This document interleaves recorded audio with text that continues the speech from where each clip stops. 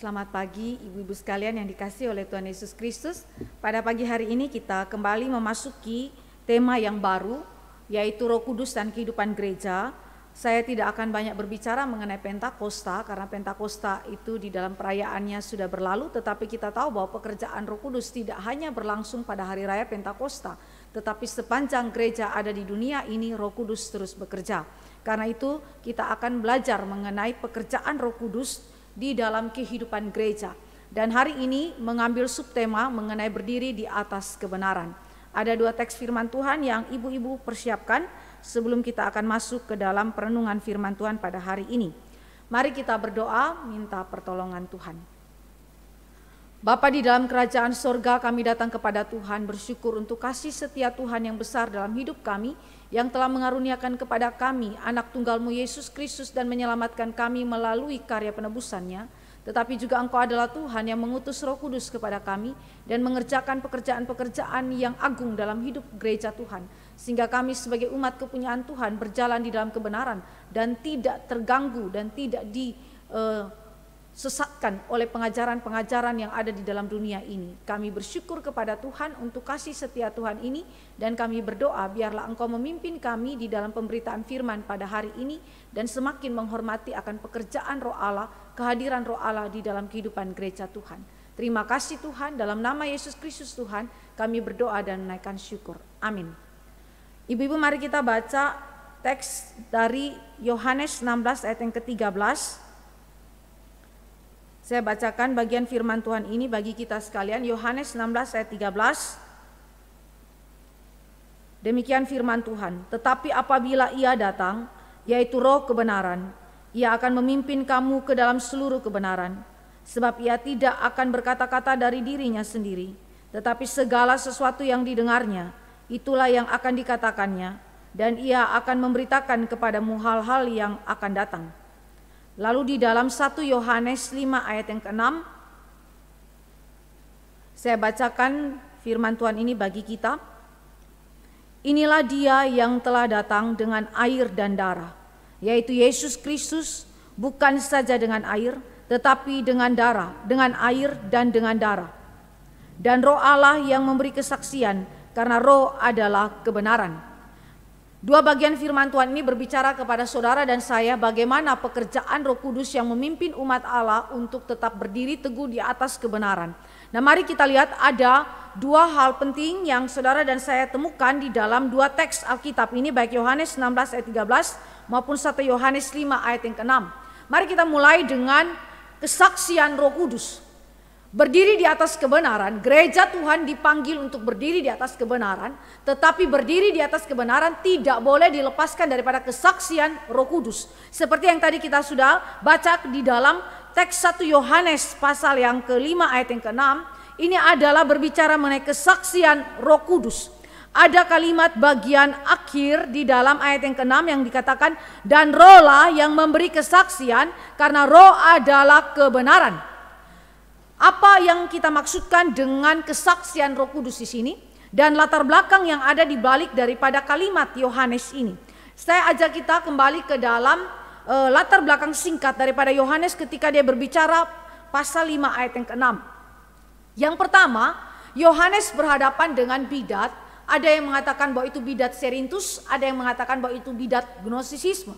Tetapi apapun itu bidatnya, inti daripada bidat ini adalah menyangkali Yesus sebagai Kristus. Mari kita bandingkan itu di dalam 1 Yohanes 2 ayat yang ke-22a.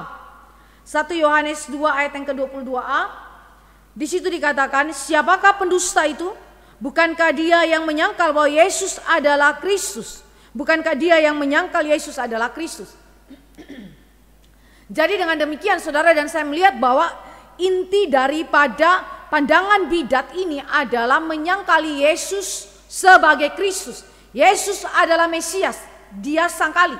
Nah, penyangkalan ini di dalam konteks 1 Yohanes tidak berasal dari luar jemaat, tetapi ini berasal dari orang-orang yang berada di dalam jemaat yang menyebut dirinya sebagai Kristen, tetapi di saat yang sama menyangkali Yesus sebagai Kristus. Jadi ini bukan dari Yudaisme di luar daripada gereja, tetapi sebenarnya ini ada di dalam jemaat. Jadi saudara dan saya mengingat akan firman Tuhan yang berkata bahwa bidat itu, ajaran sesat itu dimulai dari dalam rumah Tuhan, dari dalam jemaat sendiri. Jadi itu berarti saudara dan saya harus berwaspada dan saudara dan saya harus berdiri di atas kebenaran. Karena itu penting kesaksian daripada Roh Kudus. Nah sekarang apa itu inti penyangkalan yang dikatakan di dalam bidat ini? Menyangkali Yesus adalah Kristus. Di sini bidat ini memisahkan Yesus dari Nazaret dengan Kristus yang adalah anak Allah. Jadi ini dua pribadi yang berbeda. Yesus dari Nazaret adalah manusia biasa, sedangkan Kristus anak Allah adalah pribadi kedua Allah Tritunggal. Bidat ini memisahkannya. Kalau saudara dan saya membaca di dalam Yohanes pasal 4, pasal 7, kita menemukan bahwa teks-teks ini juga sudah membicarakan bahwa pada zaman Yesus hidup, mereka orang-orang Yahudi juga mulai memisahkan Yesus yang dari Nazaret dan Kristus yang adalah Mesias, anak tunggal Allah, pribadi kedua Allah Tritunggal. Nah, kalau begitu saudara, bidat ini adalah bidat yang menolak bahwa Kristus adalah anak Allah yang telah berinkarnasi ke dalam dunia. Kalau dia menolak Kristus sebagai anak Allah yang berinkarnasi ke dalam dunia yang diberi nama Yesus itu, berarti dia tidak mengakui seluruh karya penebusan Yesus Kristus sebagai Allah manusia. Nah kalau saudara dan saya melihat di dalam kalimat yang saya sampaikan di dalam slide, ini adalah intisari ketika mereka menolak Kristus anak Allah yang berinkarnasi ke dalam dunia. Mereka bidat-bidat ini, mereka memikirkan bahwa Yesus dari Nazaret adalah manusia biasa sebagaimana tadi saya katakan, dan bukan anak Allah. Dan bukan anak Allah. Saudara bisa lihat itu dalam Yohanes 7 ayat 27 ketika terjadi perdebatan tentang identitas Yesus, siapakah dia sebenarnya? Maka ada yang mengatakan bahwa dia ini hanya anak Yusuf, anak tukang kayu, kita tahu dari mana dia berasal. Maka Yesus hanyalah seorang dari Nazaret, dia bukan anak Allah, dia hanya manusia biasa. Dan kelahiran Yesus oleh perawan Maria secara supranatural itu pun disangkali oleh bidat tersebut. Karena sekali lagi ini tidak mungkin terjadi karena Yesus bukanlah anak Allah dan dia hanya manusia biasa. Hanya manusia biasa saudara ya. Dan kalau kita perhatikan penolakan ini juga akhirnya menghasilkan bahwa Kristus anak Allah diutus bagi mereka, hanya diutus kepada Yesus orang Nazaret. Ini pada saat Yesus itu mengalami baptisan. Jadi kalau saudara dan saya ingat kepada baptisan Yesus oleh Yohanes Pembaptis di Sungai Yordan, itu adalah menurut bidat ini adalah peristiwa di mana Kristus anak Allah, pribadi kedua Allah itu datang dan kemudian memenuhi Yesus dari Nazaret yang adalah manusia biasa itu. Lalu setelah Yesus hidup, setelah dia itu dibaptiskan dan kemudian sebelum dia itu menderita dan mati, kembali meninggalkan Yesus Kristus. Jadi kalau saudara dan saya lihat hal ini berarti implikasinya Yesus Kristus yang kita akui sebagai anak tunggal Bapa yang memiliki dui natur Allah manusia itu tidak pernah mengalami kematian, tidak pernah mengalami kebangkitan seperti yang saudara dan saya percayai. Kenapa? Karena Kristus yang adalah anak tunggal Allah itu meninggalkan Yesus dari Nazaret sebelum dia mengalami penderitaan ya, dan sebelum dia mati di atas kayu salib ya. Jadi kenapakah konsep ini ada? Saudara kembali ingat kepada filsafat Yunani yang mengatakan bahwa Kristus anak Allah, dia adalah roh yang ilahi yang tidak dapat menderita dan mati, dan dia juga tidak dapat mencurahkan darahnya sebagai juru selamat bagi umatnya yang telah berdosa. Karena roh tidak berdaging, tidak bertulang, tidak memiliki darah seperti manusia. Jadi itu berarti Kristus tidak pernah mati bagi kita. Dengan demikian implikasinya keselamatan di dalam Yesus Kristus yang adalah Allah manusia yang kita percayai semuanya nonsen, semuanya omong kosong ya. Jadi saudara, ini adalah sesuatu yang begitu serius yang dihadapi oleh Yohanes, bidat yang kemudian menggoncangkan, berusaha menggoncangkan fondasi iman Kristen di atas kristologi yang sejati. Nah, implikasi daripada pengajaran ini adalah bahwa bidat ini sekali lagi menyangkali pribadi Yesus sebagai Kristus anak Allah yang berinkarnasi ke dunia dan sekaligus menyangkali karya penebusannya. Ya, ini implikasi yang begitu serius yang menghancurkan fondasi, sekali lagi fondasi iman kita. Tiang utama daripada iman Kristen. Kalau ini hancur, maka sia-sialah seluruh kepercayaan kita. Kita tidak kemudian memiliki pengharapan, tidak memiliki segala sesuatu yang dijanjikan oleh Alkitab. Semuanya berakhir, ya. Jadi saudara, ini ada sesuatu yang begitu penting. Dan kalau saudara dan saya memperhatikan kembali ke dalam supremasi Kristus di dalam Kolose, saya mengingatkan sedikit kalimat ini, ya, meng-highlight sedikit kalimat ini untuk menunjukkan bahwa apa yang dikatakan oleh Alkitab adalah berbeda sekali, bertentangan, kontradiksi dengan ajaran bidat ini. Kolose 2 ayat 9 berkata bahwa sebab dalam Dialah berdiam secara jasmania seluruh kepenuhan kealahan. Jadi kalau saudara ingat di dalam supremasi Kristus pada surat Kolose, kepenuhan kealahan, pleroma theotes, ya, ini berbicara mengenai hakikat ilahi secara sempurna atau penuh, tidak kurang apapun dimiliki oleh Yesus di dalam natur kemanusiaan. Jadi berarti Yesus dalam natur kemanusiaannya sekaligus dia memiliki natur keilahiannya, tidak bercampur, tidak terbagi, tetapi ada dalam satu pribadi Logos, Sang Firman ilahi, pribadi kedua Allah Tritunggal yang berinkarnasi ke dalam dunia.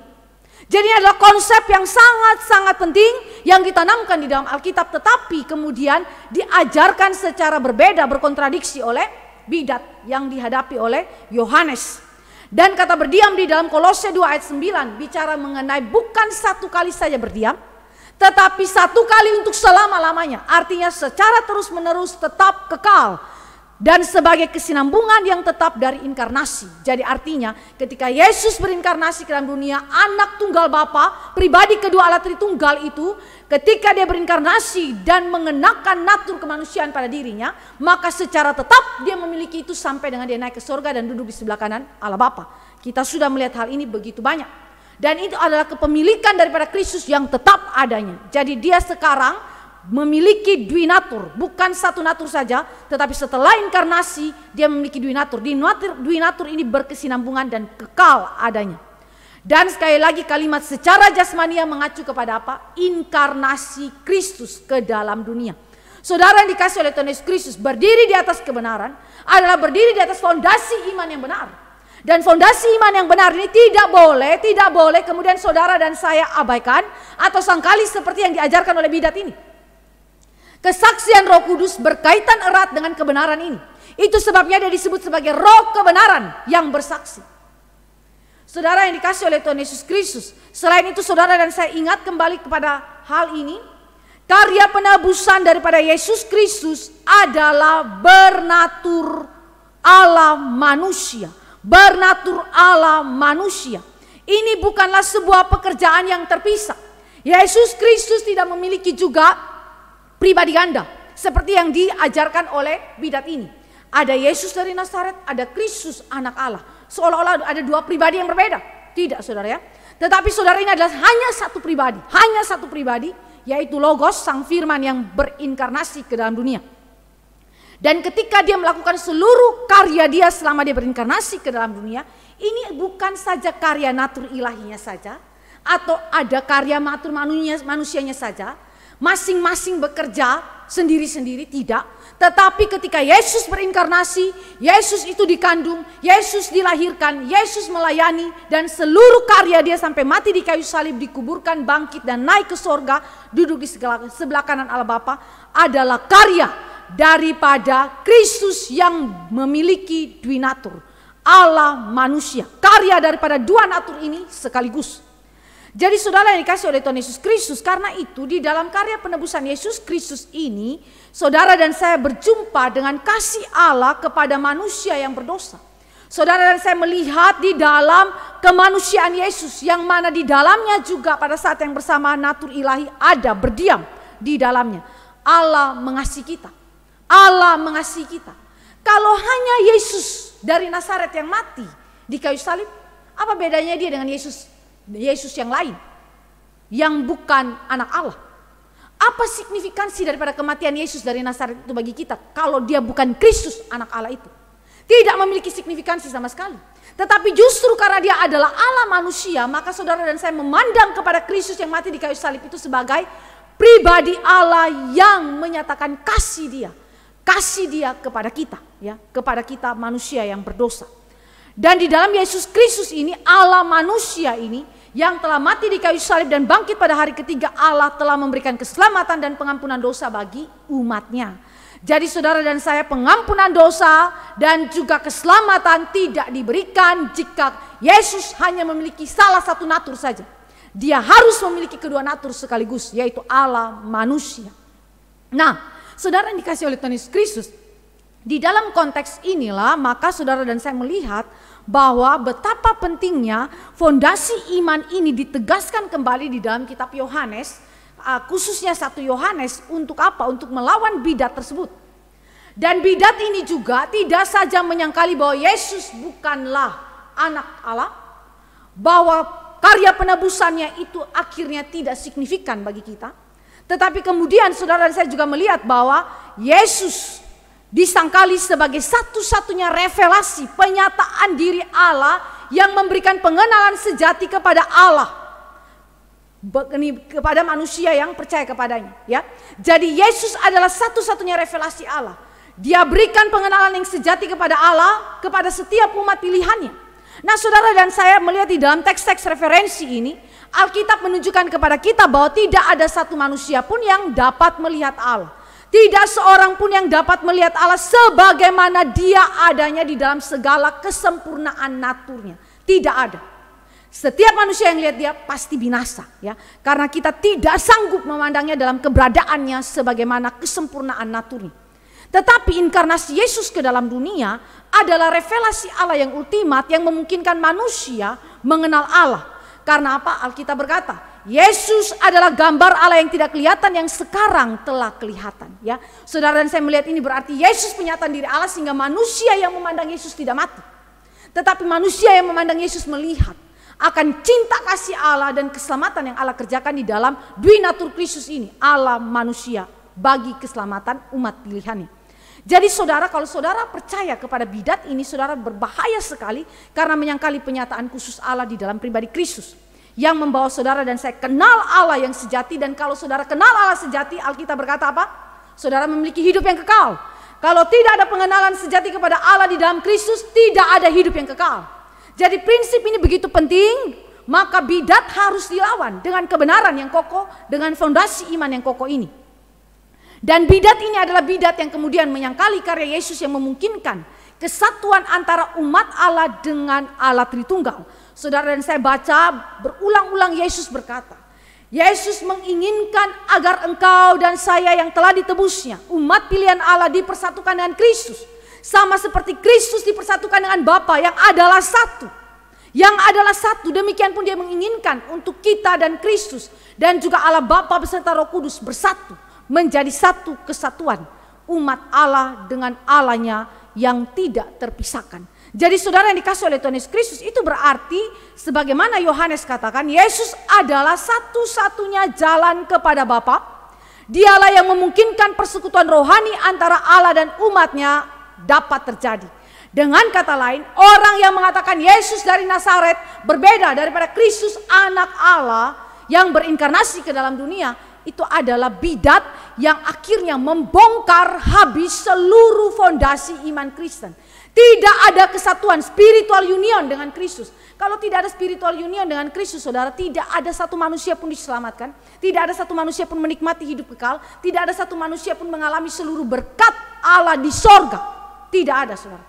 Hanya dimungkinkan oleh Kristus saja. Maka bidat ini sekali lagi bidat yang sangat-sangat berbahaya.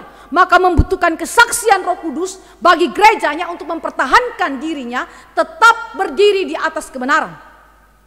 Nah, saya kutip pengakuan iman Athanasius abad yang keempat di dalam artikel 30 dan 32. Dikatakan demikian, iman yang benar berarti kita percaya dan mengakui bahwa Tuhan kita Yesus Kristus anak Allah adalah Allah dan manusia. Dalam kealahannya sehakikat dengan Bapa, dilahirkan di dalam kekekalan, dan dalam kemanusiaannya sama dengan semua orang di dunia, lahir di dalam dunia ini. Allah sepenuhnya dan manusia sepenuhnya, baik jiwa maupun tubuh. Jadi saudara, saya melihat bahwa ini adalah sesuatu pengakuan yang begitu penting tentang fondasi iman Kristen. yang tidak boleh diganggu-gugat oleh bidat manapun. Karena itu sekali lagi, di dalam Yohanes pasal 5 ayat yang ke-6 berbicara mengenai kesaksian Roh Kudus yang dilatar belakangi oleh kehadiran bidat yang demikian. Dan saudara dan saya menemukan juga bahwa bidat ini juga ada di dalam konteks hidup pada zaman ini, yang sekali lagi ada dalam pandangan misalnya saksi Yehova, ataupun mungkin pandangan-pandangan personal daripada orang-orang Kristen yang mungkin saja memiliki pandangan ini, yang berkata bahwa Yesus Kristus diadopsi sebagai anak Allah pada waktu dia itu dibaptiskan oleh Yohanes Pembaptis. Jadi sebelumnya dia bukan anak Allah, tetapi diadopsi. Dan kata adopsi menggambarkan bahwa dia bukan bernatur ilahi pada dasarnya. Dia hanya diadopsi, diangkat sebagai anak Allah. Jadi saudara, ini adalah sesuatu yang menentang kebenaran Alkitab. Karena itu saudara yang dikasih oleh Tuhan Yesus Kristus, peranan Roh Kudus di dalam kehidupan gereja adalah membawa gereja untuk berdiri tetap di atas kebenaran. Fondasi yang benar. Iman Kristen didasarkan kepada kristologi yang benar. Karena itu kesaksian Roh Kudus penting bagi kita. Nah, mari kita melihat kalimat di dalam ayat yang ke-6. Rohlah yang memberi kesaksian karena Roh adalah kebenaran. Dia bersaksi karena apa? Karena dia adalah kebenaran. Saudara yang dikasih oleh Tuhan Yesus Kristus, Roh adalah kebenaran merupakan argumentasi utama. Alasan utama kenapa dia bersaksi kepada gereja. Tentang siapa? Tentang Kristus yang merupakan fondasi iman Kristen. Saudara, dia bersaksi karena apa? Karena dia adalah kebenaran. Saudara yang dikasih oleh Tuhan Yesus Kristus, ini alasan utama kesaksian Roh Kudus mengenai kebenaran. Nah saudara, ketika kita melihat kalimat Roh adalah kebenaran, ini mengacu kepada beberapa arti. Yang pertama, Yohanes memakai Roh adalah kebenaran. Istilah ini untuk menunjukkan natur daripada Roh Kudus. Dan atribut itu karakter, saudara. Natur itu adalah kualitas esensial yang dimiliki oleh setiap pribadi ilahi ini. Jadi saudara, natur bicara mengenai kualitas ilahi yang dimiliki oleh setiap pribadi ilahi, yaitu ketiga pribadi Allah Tritunggal ini. Dan atribut berbicara mengenai karakteristik, ya, karakteristik objektif daripada Roh Kudus. Ini adalah milik daripada Roh Kudus. Roh disebut sebagai Roh kebenaran. Bukan saja Roh Kudus, bukan saja Roh Kristus, tetapi disebut juga sebagai Roh kebenaran. Karena apa saudara? Karena memang dia adalah kebenaran.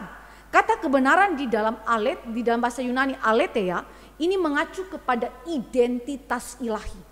Identitas ilahi. Jadi Roh Kudus memiliki identitasnya sebagai kebenaran. Demikian juga Bapa dan demikian juga Yesus Kristus disebut sebagai kebenaran. Karena mereka pada esensinya adalah kebenaran. Alkitab berkata begini, tidak ada dusta pada diri Allah. Tidak ada dusta pada diri Allah. Mengasumsikan bahwa Allah adalah kebenaran. Karena itu saudara, tidak mungkin Allah berkata-kata sesuatu yang bertentangan dengan kebenaran. Karena dirinya adalah kebenaran. Saudara, seorang penafsir mengatakan begini. Satu-satunya yang tidak dapat dilakukan oleh Allah adalah bertentangan dengan dirinya sendiri. Satu-satunya yang tidak dapat dilakukan oleh Allah adalah bertentangan dengan dirinya sendiri. Jika dia adalah kebenaran, tidak bisa dia bersaksi tentang apa yang bukan kebenaran. Dusta, itu tidak mungkin saudara. Karena itu saudara, karena itu berdasarkan identitas Roh Kudus yang adalah kebenaran itu, maka dia bersaksi tentang kebenaran. Ya, kebenaran yang berasal dari Allah sendiri.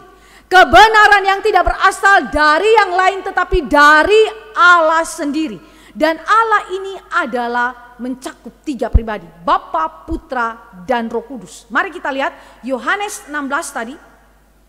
Yohanes 16 ayat yang ke-14 sampai ayat yang ke-15.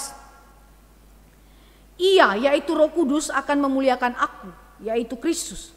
Sebab ia akan memberitakan kepadamu apa yang diterimanya daripadaku. Dari siapa? Dari Kristus. Segala sesuatu yang Bapa punya adalah aku punya. Sebab itu aku berkata, ia akan memberitakan kepadamu apa yang diterimanya daripadaku. Dan apa yang diterima daripada Kristus diterimanya daripada Bapa. Jadi saudara dan saya melihat hal ini berarti kesaksian daripada Roh Kudus adalah kebenaran karena berasal dari Allah. Dan Allah berbicara mengenai tiga pribadi, Bapa, Putra, dan Roh Kudus. Mereka adalah sumber kebenaran sejati. Sumber ultimat daripada kebenaran itu. Sehingga saudara, kesaksian Roh Kudus adalah kesaksian yang ultimat yang dapat dipercayai. Jadi kesaksian ini adalah kesaksian yang begitu penting. Dan di dalam ayat yang ke-6, Yohanes memberikan penjelasan kepada kita lebih detail tentang hal ini. ayat yang ke-7. Di situ dikatakan, sebab ada 3 yang memberi kesaksian di dalam sorga. Saudara, kalimat di dalam sorga itu dikasih kurung kurawal, saudara, karena kata di dalam sorga itu bisa saja mengacu kepada bumi juga. Sebagaimana yang dikatakan di dalam ayat yang ke-8 bagian A. Dan ada 3 yang memberi kesaksian di bumi, di sorga dan di bumi. Dikasih masuk ke dalam kurung kurawal karena apa, saudara? Kata itu dapat mengacu kepada 2 pengertian, di sorga dan di bumi sekaligus.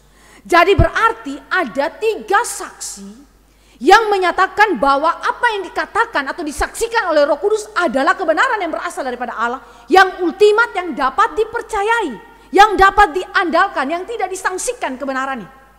Saudara, saya melihat ada 3 saksi di sorga. Saya kasih ini tanda garis miring untuk menunjukkan bahwa ini adalah di sorga maupun di bumi. Yaitu siapa? 3 pribadi Trinitas, Bapa, Firman, yaitu Yesus Kristus dan Roh Kudus. Jadi sekali lagi ini menyatakan kesaksian tertinggi yang ultimat dan absolut benar. Saudara ingat dalam Ulangan 19 ayat 15 dikatakan, kesaksian yang sah tidak boleh datang hanya dari 1 orang. Kalau hanya Roh Kudus yang bersaksi dan bukan Bapa dan Anak yang bersaksi bersama-sama dengan dia untuk memperteguh kesaksian dia, maka jangan percaya kesaksian Roh Kudus karena hanya 1 pribadi yang bersaksi. Begitu juga waktu Yesus Kristus berkata, bukan saja aku yang bersaksi tentang diriku, tetapi Bapa yang mengutus aku, dia menjadi saksi atas pengutusanku. Dia yang mengutus aku, dia juga yang menjadi saksi. Yesus menempatkan apa? Lebih daripada 1 saksi terhadap karya penyelamatan dia di bumi ini. Nah, mari kita lihat Ulangan 19 ayat yang ke-15. Ulangan pasal yang ke-19 ayat yang ke-15.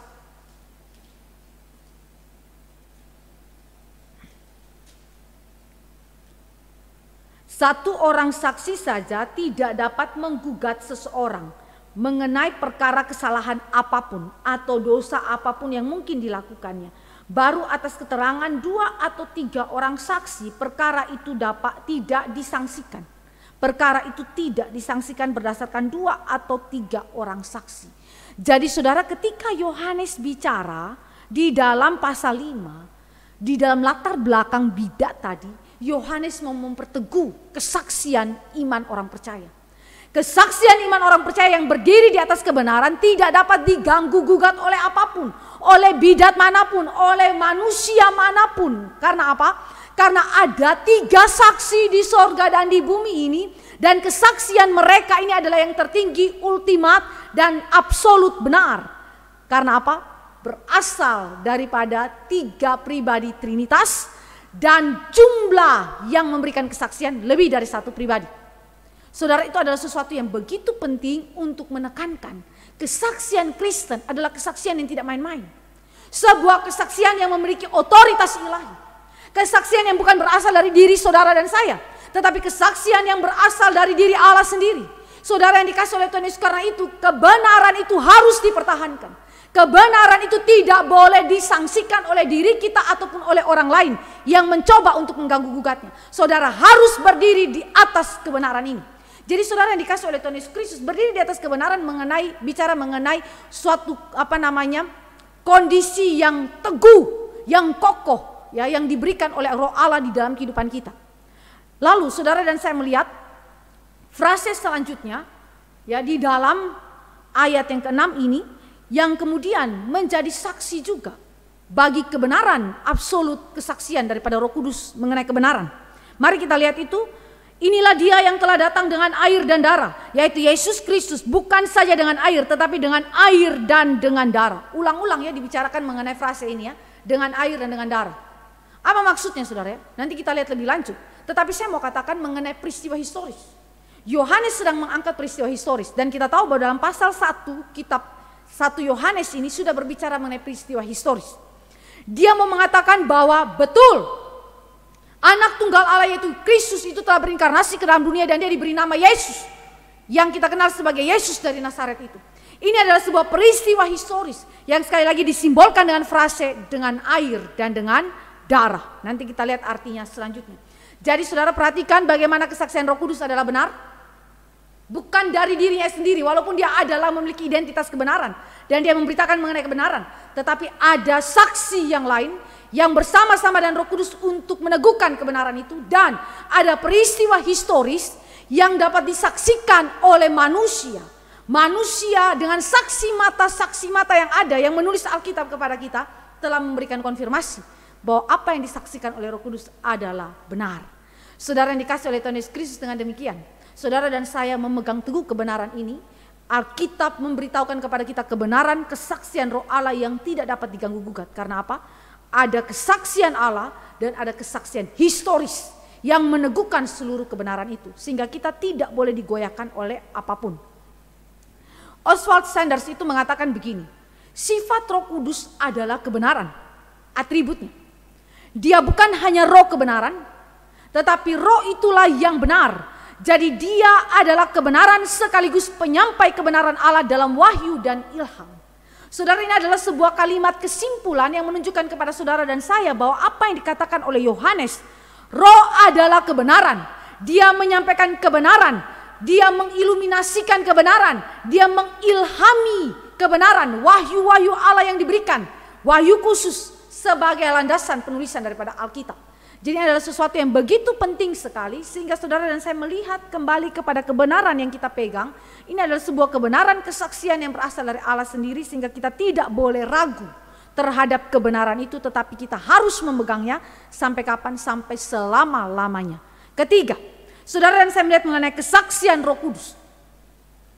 Ini adalah sesuatu yang begitu penting, karena apa? Di dalam 1 Yohanes maupun di dalam Injil Yohanes penulisnya sama, maka inti beritanya juga kira-kira mirip, hanya konteks pemberitaan daripada surat Yohanes maupun Injil Yohanes berbeda. Tetapi saudara, prinsip yang mau disampaikan di sini adalah sama. Inti berita kesaksian Roh Kudus baik di Injil Yohanes maupun surat Yohanes, surat 1 Yohanes adalah pribadi dan karya Yesus Kristus. Roh Kudus tidak memberitakan yang lain, tetapi memberitakan Yesus Kristus.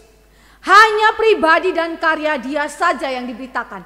Dan melalui Kristus saudara dan saya masuk ke dalam relasi dengan Allah Tritunggal.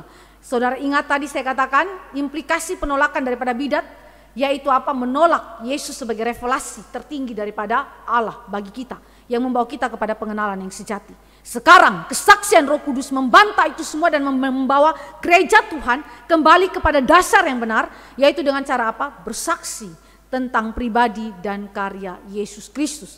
Nah, mari kita lihat di dalam 1 Yohanes 5 ayat 6a, ya, frase ini. Inilah dia yang telah datang dengan air dan darah, yaitu Yesus Kristus. Istilah telah datang yang dipakai dalam ayat yang ke-6 ini mengacu kepada kedatangan Yesus ke dalam dunia sebagai inkarnasi anak Allah. Jadi bukan telah datang yang lain, tetapi berbicara mengenai telah datang yang mengacu kepada kedatangan Yesus secara historis ke dalam dunia sebagai pribadi anak Allah yang berinkarnasi dan mengambil natur manusia, ya. Jadi saudara, sekali lagi ini adalah sesuatu yang begitu penting. Kalimat telah datang bicara mengenai kedatangan Yesus ke dalam dunia dalam inkarnasinya. Nah, sekarang bagaimana cara dia datang ke dalam dunia? Diberikan kepada kita frase ini, telah datang dengan air dan darah. Jadi ini bicara pada cara kedatangan Yesus ke dunia dan pelayanannya yang adalah fakta historis. Tadi saya katakan apa? Bukan saja kesaksian Allah Tritunggal terhadap kesaksian Roh Kudus yang adalah kebenaran, tetapi juga ada fakta historis.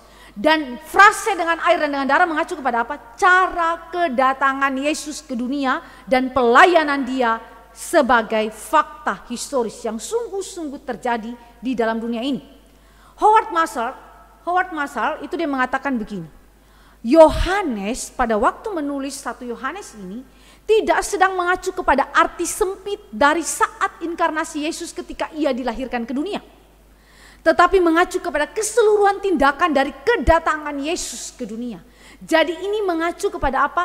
Tindakan keseluruhan daripada Yesus ketika dia datang ke dalam dunia dan dalam seluruh pelayanan yang dikerjakannya. Jadi tidak sempit kepada dia dilahirkan, ya, oleh perawan Maria, ya, bukan itu poinnya, ya. Jadi Yohanes sedang melihat kepada keseluruhan daripada kedatangan Kristus ke dunia dan pelayanannya. Nah, sekarang mari kita lihat beberapa pandangan tentang frase ini. Apa arti frase dengan air dan darah, lalu posisi kita ada di mana? Pandangan yang pertama berkata begini, frase dengan air dan darah itu mengacu kepada dua sakramen, yaitu baptisan yang disimbolkan dengan air dan perjamuan kudus yang disimbolkan dengan darah, begitu ya. Tapi kesulitan kita adalah cara tafsir seperti ini tidak menjawab bagaimana cara kedatangan Yesus ke dunia dengan frase dengan air dan darah. Dan saudara dan saya ingat bahwa sakramen perjamuan kudus tidak disimbolkan dengan darah, tapi disimbolkan dengan apa? Roti dan anggur. Ya. Jadi saudara, ada kecacatan di dalam penafsiran atau pandangan pertama ini. Dan kalau saudara dan saya bandingkan dengan ayat yang ke-8 di dalam 1 Yohanes 5 ayat yang ke-8, mari kita lihat. Dan ada 3 yang memberikan kesaksian di bumi, roh dan air dan darah, dan ketiganya adalah satu. Maksudnya apa ini saudara? Kalau itu adalah sakramen, apakah implikasinya Roh Kudus menjadi sakramen ketiga? Tentu saudara dan saya akan kemudian mengatakan bahwa tidak. Kalau tidak, berarti dengan sendirinya pandangan pertama gugur. Tidak dapat dikatakan bahwa frase dengan air dan darah ini mengacu kepada dua sakramen, baptisan dan perjamuan kudus. Ya. Karena secara tekstual itu digugurkan sendiri oleh teks ini. Ya. Lalu yang kedua, pandangan kedua mengatakan bahwa frase dengan air dan darah mengacu kepada luka pada lambung Yesus ketika ia mati di kayu salib, kemudian dia ditikam ya, yang darinya keluar air dan darah. Yohanes 19 ayat 34 berbicara mengenai hal ini. Apakah benar demikian? Sekali lagi kesulitan teksnya adalah saudara tidak akan menjawab bagaimana cara kedatangan Yesus ke dunia dengan air dan dengan darah.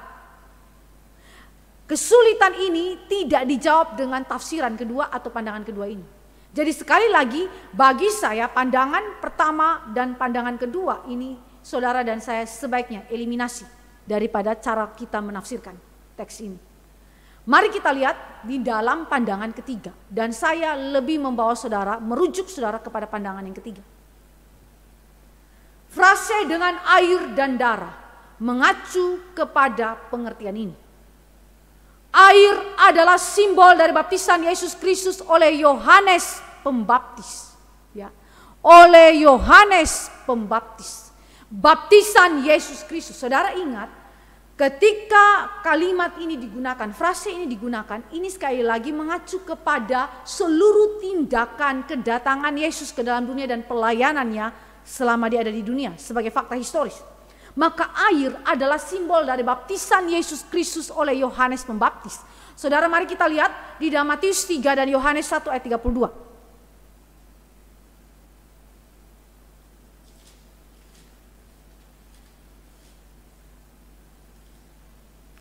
Matius 3 ayat 13 sampai ayat yang ke-17.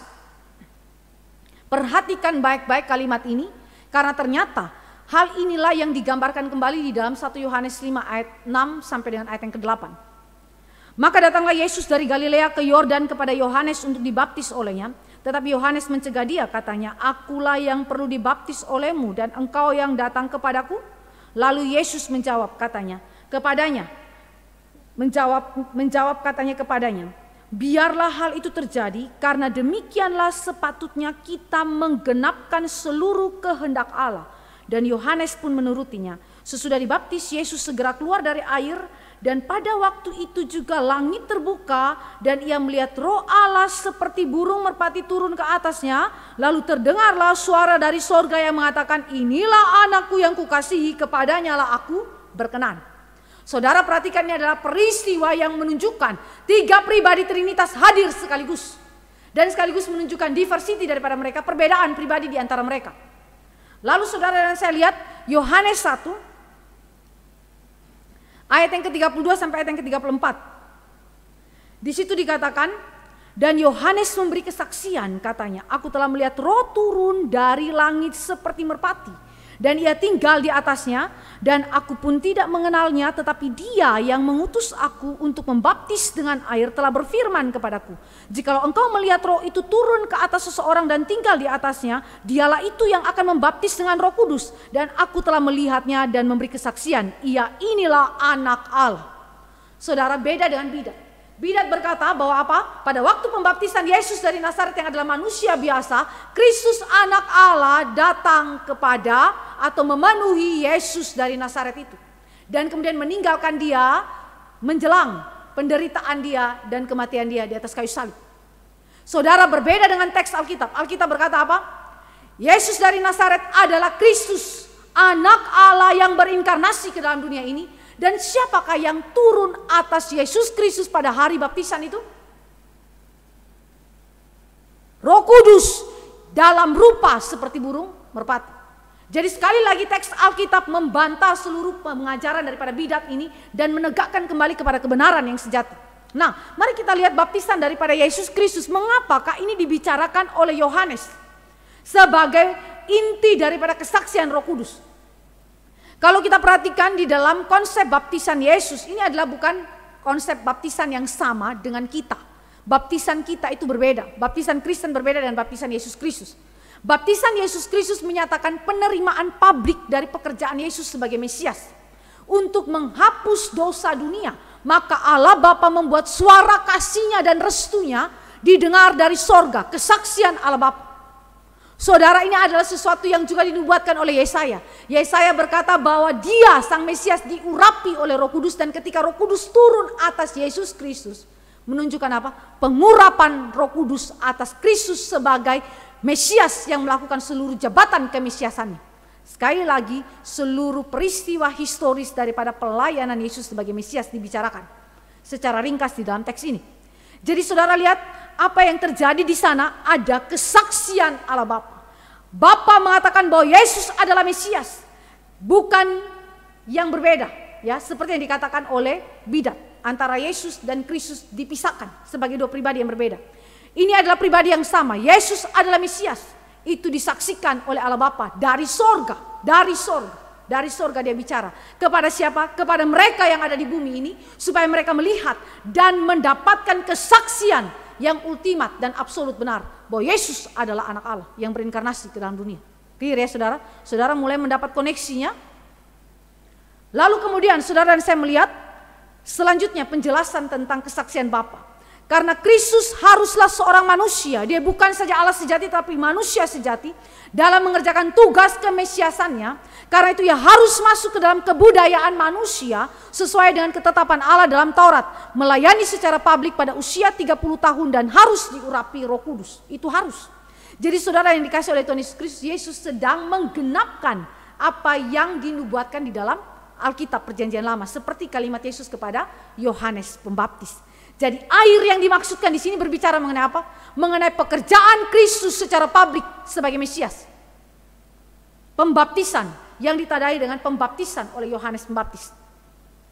Dan kemudian saudara saya melihat di dalam peristiwa pembaptisan Yesus oleh Yohanes Pembaptis adalah turunnya Roh Kudus atas Yesus yang menyatakan bahwa ia adalah Mesias sejati. Ingat kesaksian Roh Kudus. Yesus tidak saja bersaksi atas dirinya sendiri, tetapi Bapa bersaksi atas kemesiasan Yesus, Roh Kudus bersaksi atas kemesiasan Yesus. Untuk apa? Melaksanakan tugas penyelamatan yang bersifat substitusi. Roh Kudus dikirim kepada Yesus Kristus untuk menguatkannya di dalam natur kemanusiaannya supaya ia dapat menanggung tugas pelayanannya sebagai Mesias. Ya. Jadi saudara, pembaptisan Yesus bukanlah peristiwa pengadopsian Yesus sebagai Kristus anak Allah yang sampai sekarang masih dipegang oleh saksi Yehova. Itu bidat. Sebaliknya, baptisan Yesus menyatakan identitas Yesus yang sejati sebagai Kristus Mesias, anak Allah yang telah berinkarnasi untuk menggenapi rencana keselamatan Allah bagi umatnya. Saudara, mari memperhatikan. Kesaksian Roh Kudus adalah kesaksian yang berkaitan dengan pribadi Kristus dan karyanya. Dan karyanya itu ditandai dengan pembaptisan Yesus Kristus yang disimbolkan dengan air itu. Dan itu berbicara mengenai kesaksian Bapa dan kesaksian Roh Kudus. Bagaimana Yesus bekerja dan melayani di dunia ini sebagai pribadi yang memiliki duinatur sekaligus Allah manusia. Jadi saudara, sekali lagi, bagaimanakah Roh Kudus membawa gerejanya berdiri di atas fondasi kebenaran yang kristologis? Ini adalah sesuatu yang begitu penting. Dia mengaitkan seluruh kesaksiannya dengan apa yang dikerjakan Allah secara historis ketika Kristus berinkarnasi ke dalam dunia dan melayani secara publik. Kemudian darah, ya. Apa artinya darah? Ya. Darah adalah simbol dari kematian Yesus Kristus, Allah manusia di atas kayu salib. Kematian Yesus adalah pekerjaan duinatur sekaligus. Dan saudara dan saya lihat kebangkitan Yesus juga adalah pekerjaan duinatur sekaligus. Jadi tidak boleh dilihat secara terpisah. Saudara yang dikasih oleh Tuhan Yesus Kristus, darah adalah simbol kematian pribadi Yesus Kristus, anak Allah yang berinkarnasi ke dalam dunia. Dan ini menekankan mengenai pentingnya dua natur ini bagi keselamatan kita, ya. Bagi keselamatan kita. Kenapa Yesus harus manusia? Kenapa Yesus harus Allah yang sejati? Yang pertama, perlunya kemanusiaan Yesus. Karena apa? Karena memang manusia membutuhkan seorang pengantara yang adalah manusia tanpa dosa.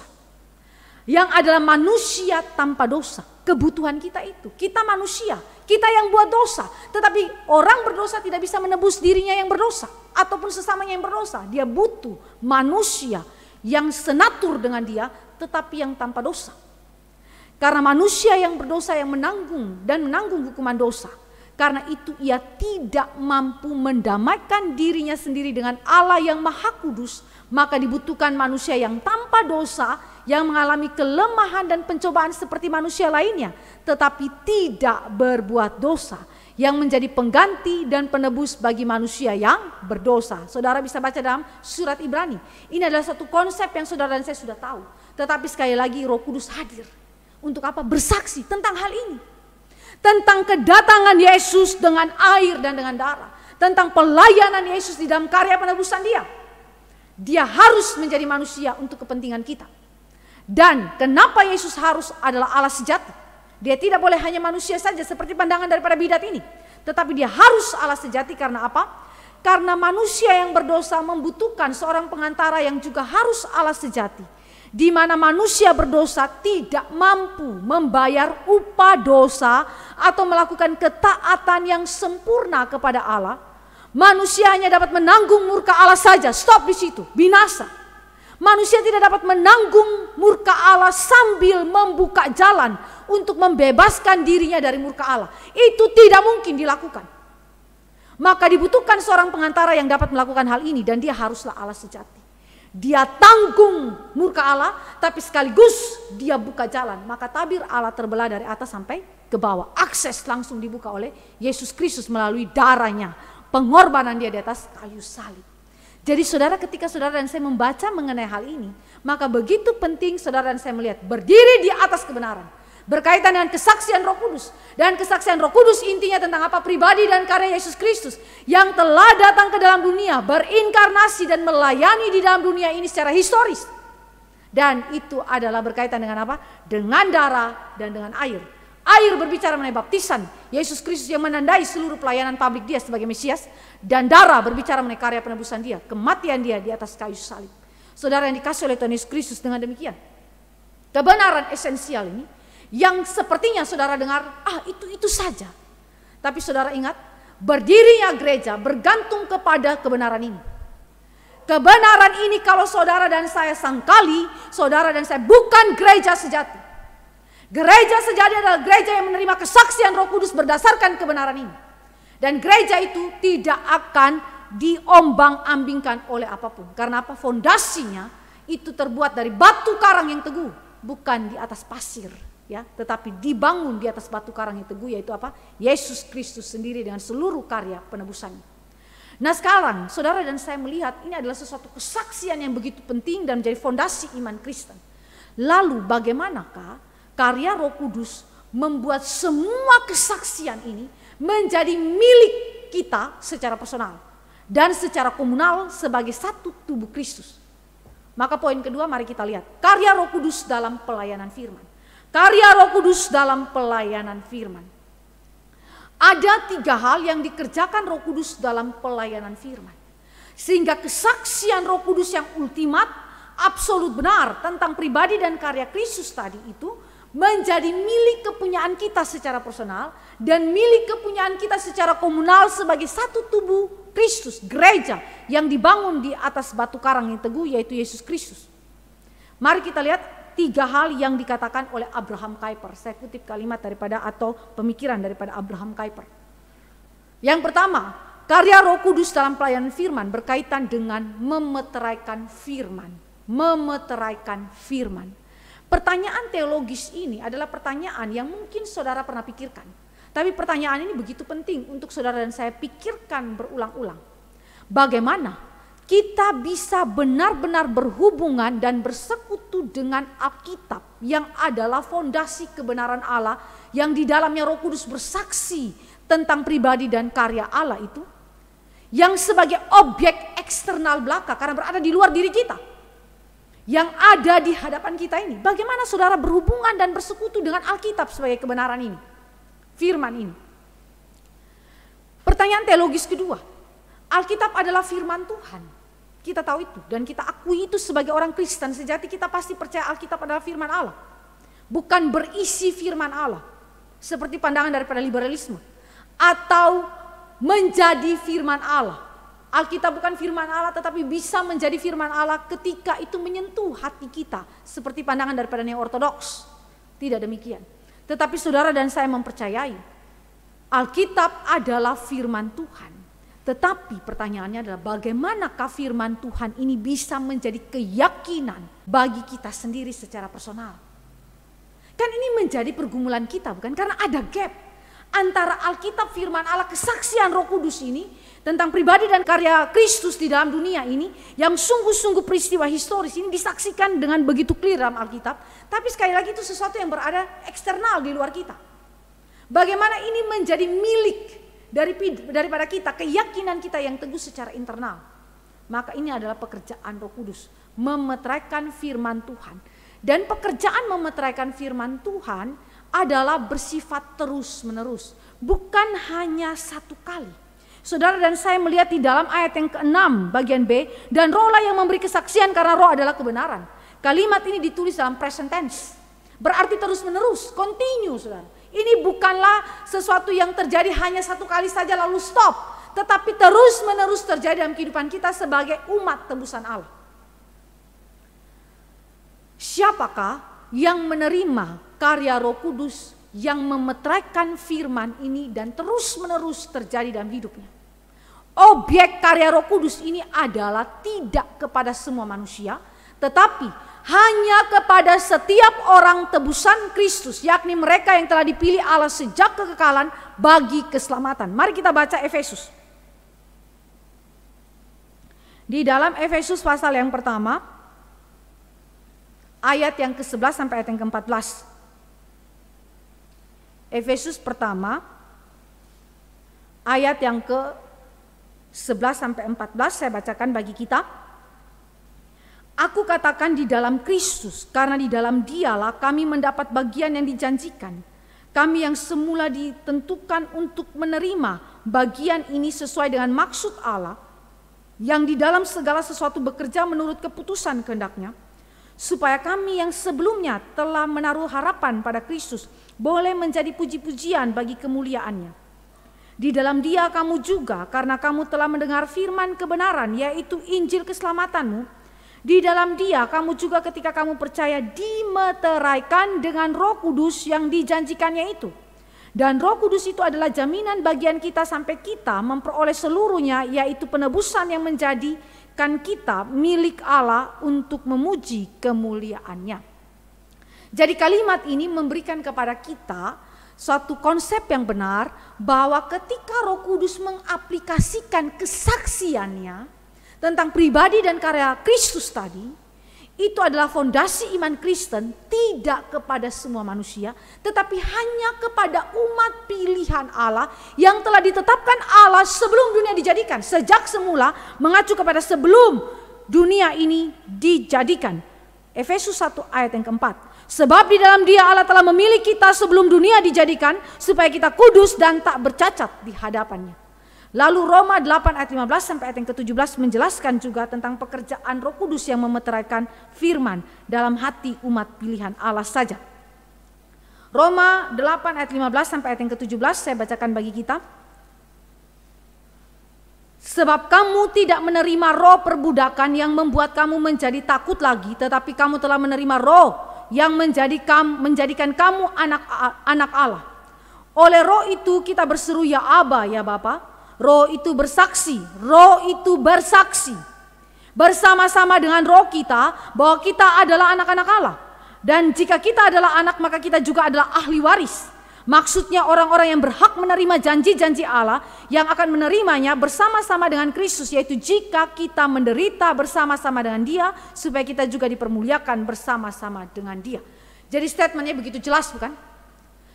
Roh Kudus tidak bekerja kepada semua orang untuk memeteraikan firman, kesaksian Dia di dalam diri daripada semua manusia, tetapi hanya kepada umat pilihan Allah saja. Implikasinya begini, saudara dan saya tidak boleh memiliki ekspektasi bahwa semua orang Kristen yang datang di dalam gereja kita akan menerima kesaksian Roh Kudus yang dimeteraikan di dalam diri dia.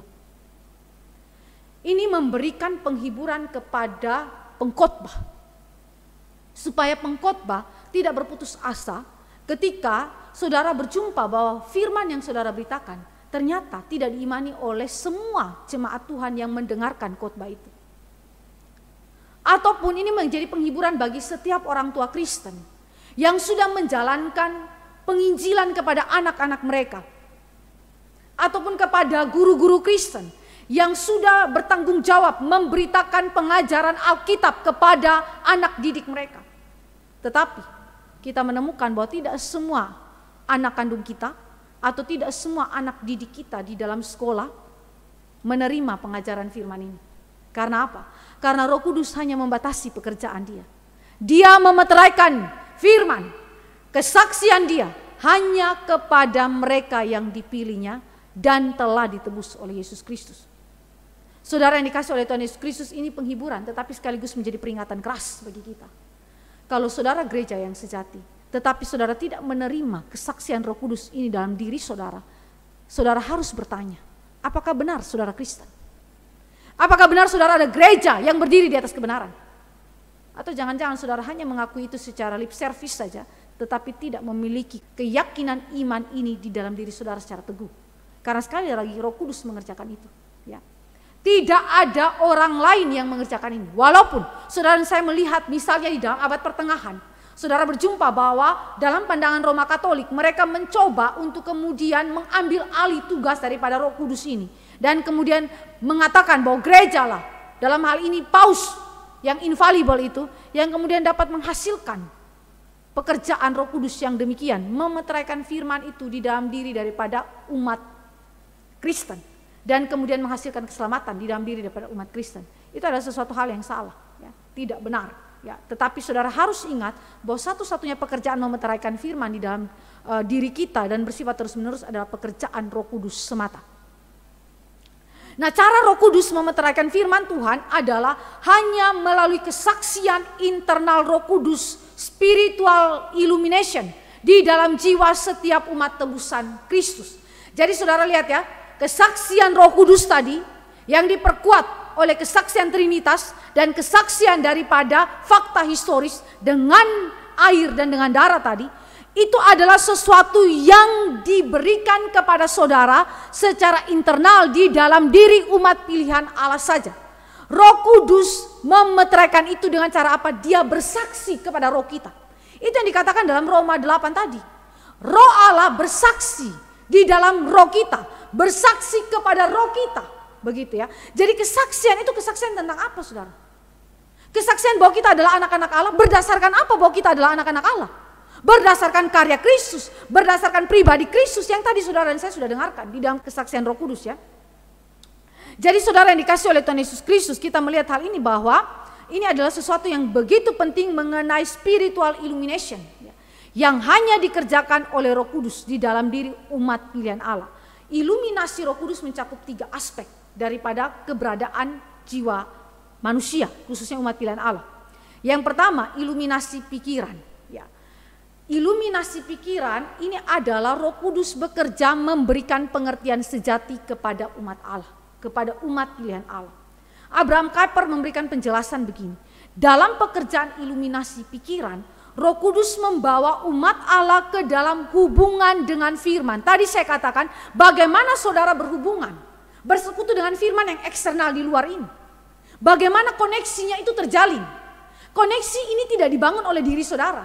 Juga koneksi ini tidak dibangun oleh para pengkhotbah atau kakak pembimbing KTB saudara. Tidak. Koneksi itu diberikan oleh Roh Kudus. Roh Kudus yang membawa saudara untuk memiliki koneksi, hubungan langsung dengan firman secara eksistensial dan personal. Ya.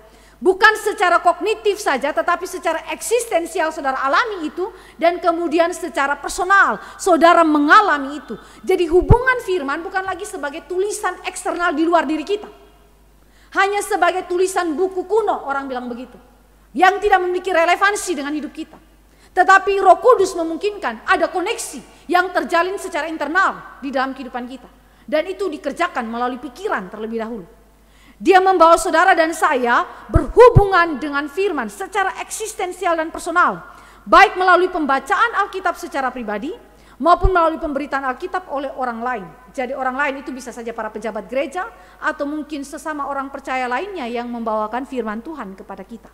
Jadi saudara melihat hal ini betapa Roh Kudus punya peranan yang begitu penting. Sehingga Alkitab tidak menjadi apa? Buku tak berarti. Tulisan-tulisan mati seperti kalimat daripada neo-ortodoks. Ini hanya tulisan manusia yang tulisan mati, tidak memiliki koneksi sama sekali, tidak hidup. Demikian ya. Tetapi saudara dan saya percaya bahwa firman Allah adalah hidup. Bagaimana saudara dan saya itu kemudian mempertanggungjawabkan statement ini? Firman Allah adalah hidup dibandingkan dengan statement daripada neo-ortodoks. Saudara harus ingat kepada konsep Roh Kudus ini. Dia bekerja memberikan kepada saudara dan saya koneksi yang hidup dengan firman. Allah berbicara kepada kita karena firman adalah perkataan Allah bagi kita.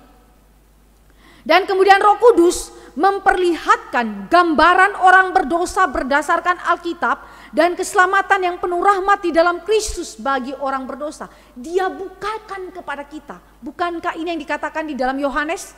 Dia bekerja untuk menginsafkan manusia akan dosa, kebenaran dan penghakiman Allah atas kita. Jadi itu yang dilakukan oleh Roh Kudus. Dia mendefinisikan dosa persis seperti definisi Allah. Saudara dan saya seringkali mereduksi definisi dosa menurut kepentingan kita masing-masing. Tetapi saudara, ketika Roh Kudus bekerja, insaf akan dosa itu menjadi sesuatu yang begitu signifikan. Karena apa? Karena manusia berdosa tidak menyadari dirinya berdosa. Kalaupun dia sadar dirinya berdosa, dia tidak akan menyadari itu sebagaimana Allah itu melihat dosa. Selalu akan ada apa? Self-righteousness, pembenaran bagi diri sendiri. Saudara, pengalaman kami ketika kami ada di dalam diskusi keluarga, kami rutin setiap bulan ada ibadah keluarga besar, walaupun melalui Zoom. Tetapi di dalam percakapan-percakapan kami dalam ibadah keluarga ini, kami berjumpa dengan kasus-kasus yang terjadi di dalam lingkup keluarga kami. Dan ternyata kasus yang terjadi ini melibatkan kedua belah pihak, yang mana kedua belah pihak tidak menyadari bahwa dirinya masing-masing berdosa. Jadi yang satu menuntut ini satu, yang satu ini pihak A, ini adalah pihak yang membuat dosa ini terjadi. Pihak B merasa dirinya paling benar. Dan ketika pihak B dikonfrontasi oleh firman Tuhan, pihak B tidak akan mengakui bahwa dirinya berdosa. Ini masalah orang tua anak ya saudara. Kalau orang tua itu punya pride-nya cukup tinggi sehingga selalu melihat anak sebagai yang bersalah. Kalaupun anak bersalah, tapi orang tua ada punya kesalahan juga. Tetapi ketika terang firman itu datang dan menerangi bahwa kedua pihak ini bersalah dan kedua pihak dituntut untuk kemudian memiliki pengakuan dosa, apa yang terjadi? Masing-masing bertahan. Masing-masing bertahan pada posisinya dan tidak mau akui dosa. Tidak mau saling minta maaf. Tidak mau kemudian berdamai. Bahkan untuk mengangkat telepon salah satu pun tidak mau sama sekali. Kenapa saudara? Karena definisi dosa itu direduksi berdasarkan kepentingan kita. Kalau itu adalah menguntungkan saudara, saudara akan kemudian membicarakan dosa dengan begitu menyenangkan. Tapi kalau itu merugikan saudara, saudara akan berhenti membicarakan dosa. Sebagaimana yang Allah itu pikirkan. Jadi saudara yang dikasih oleh Tuhan Yesus Kristus, Roh Kudus ini ketika dia bekerja mengiluminasikan kita, memberikan kesaksian internalnya kepada kita, ini adalah sesuatu yang begitu penting, memberikan gambaran orang berdosa sebagaimana Alkitab itu katakan mengenai perspektif Allah. dan saat yang sama memberikan gambaran tentang keselamatan yang penuh rahmat di dalam Kristus, sehingga kita tidak menjadi seorang yang berputus asa, tetapi kita memiliki pengharapan keselamatan, pengampunan dosa di dalam Kristus. Lalu iluminasi pikiran ini juga di mana Roh Kudus membuat umat Allah mendengar puji-pujian kepada Allah seperti yang dikatakan dalam Efesus tadi. Roh Kudus itu dimeteraikan di dalam diri kita sehingga kita kemudian bisa memuliakan Allah. Pertanyaannya, saudara tahu dari mana kalimat-kalimat memuliakan Allah itu? Kalau Roh Kudus tidak menaruhnya dalam diri saudara. Saudara mendengar puji-pujian kepada Allah di dalam Kristus dari suara Roh Kudus sendiri. Saudara, ini adalah sebuah perbuatan Tuhan yang begitu indah.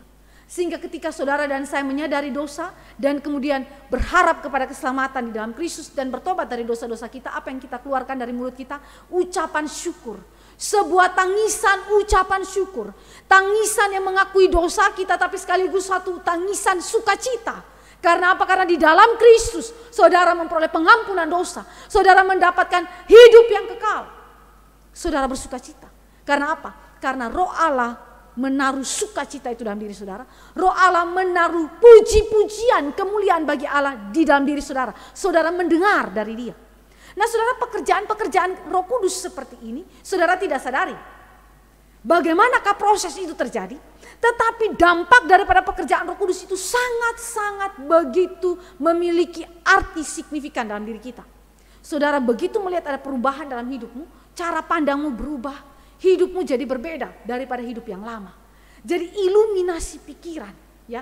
Pekerjaan iluminasi pikiran, saudara ingat, jika ini terjadi dalam dirimu, itu adalah pekerjaan Roh Allah yang memeteraikan firman dengan bersaksi kepada saudara, ya, di dalam pikiran saudara. Kedua, Roh Kudus mengiluminasi afeksi atau perasaan kita, di mana Roh Kudus menyebabkan umat Allah melihat diri sebagai orang berdosa di hadapan Allah yang kudus. Ini adalah sesuatu yang penting sekali, seperti yang Yesaya itu alami ketika dia melihat Allah dalam kekudusannya, lalu dia berkata, celakalah aku karena aku najis bibir. Dia langsung mengakui dirinya adalah orang berdosa di hadapan Allah. Karena apa? Karena dia melihat dirinya sebagai orang berdosa. Saudara harus ingat, masalah emosi, afeksi itu begitu memainkan peranan penting di dalam iman kita. Pikiran itu mengetahui kebenaran, tetapi emosi kalau tidak diperbaharui oleh kebenaran berdasarkan kesaksian internal Roh Kudus, maka ini akan menjadi dua hal yang bertentangan. Saudara tahu kebenaran, belum tentu emosi, afeksi saudara akan menyetujuinya. Ini hal yang saya katakan seperti pengalaman kami tadi di dalam keluarga. Emosi sangat memainkan peranan yang begitu penting, sehingga yang satu merasa diri benar, yang lain juga merasa diri benar, sehingga tidak ada pengakuan dosa. Pikiran tahu manusia semua berdosa. Pikiran tahu harus akui dosa. Tetapi masalahnya emosi tidak menyetujui itu. Afeksi saudara masih ada di dalam keberdosaan. Tidak ada iluminasi terhadap perasaan saudara. Lalu apa gunanya? Apa gunanya pengetahuan kognitif saudara tentang iman, tentang seluruh karya penebusan Kristus, tentang seluruh kebenaran yang ada dalam Alkitab? Tidak ada gunanya. Jadi saudara harus ingat, pekerjaan Roh Kudus adalah pekerjaan yang komprehensif. Meliputi afeksi, emosi, perasaan kita. Dia menundukkan emosi kita, menundukkan perasaan kita, sehingga sedemikian rupa saudara mengakui diri saudara berdosa di hadapan Allah yang Maha Kudus, yang Maha Kudus. Dan Roh Kudus menyebabkan umat Allah melihat kasih Allah yang mengampuni manusia berdosa di dalam pribadi dan karya Kristus. Jadi bukan saja pengertian secara pikiran saja, kognitif saja, tetapi itu menguasai emosi kita. Sehingga saudara dan saya berjumpa kadang-kadang di dalam pertobatan orang-orang yang ikut KKR, Masal, Patong misalnya. Ada orang yang begitu dengan emosinya menangis dan tidak henti-hentinya. Saya ingat satu kali saya pelayanan KKR anak di Manado. Ini anak SD, crowded sekali. Pada waktu itu kami mengisi acara daripada SD bersangkutan. Jadi kami hanya mengisi di dalam dia punya firman Tuhan, tetapi seluruh liturgi dipegang oleh sekolah ini. Dan ketika liturgi itu berjalan, acara ibadah itu berjalan, anak tidak dapat dikontrol oleh MC. Sehingga anak itu begitu crowded, kacau ya, kondisi suasananya begitu kacau. Saya yang bawa firman. Ketika saya bawa firman, saya berdoa, Tuhan tolong supaya anak-anak ini bisa tenang dan dengar firman.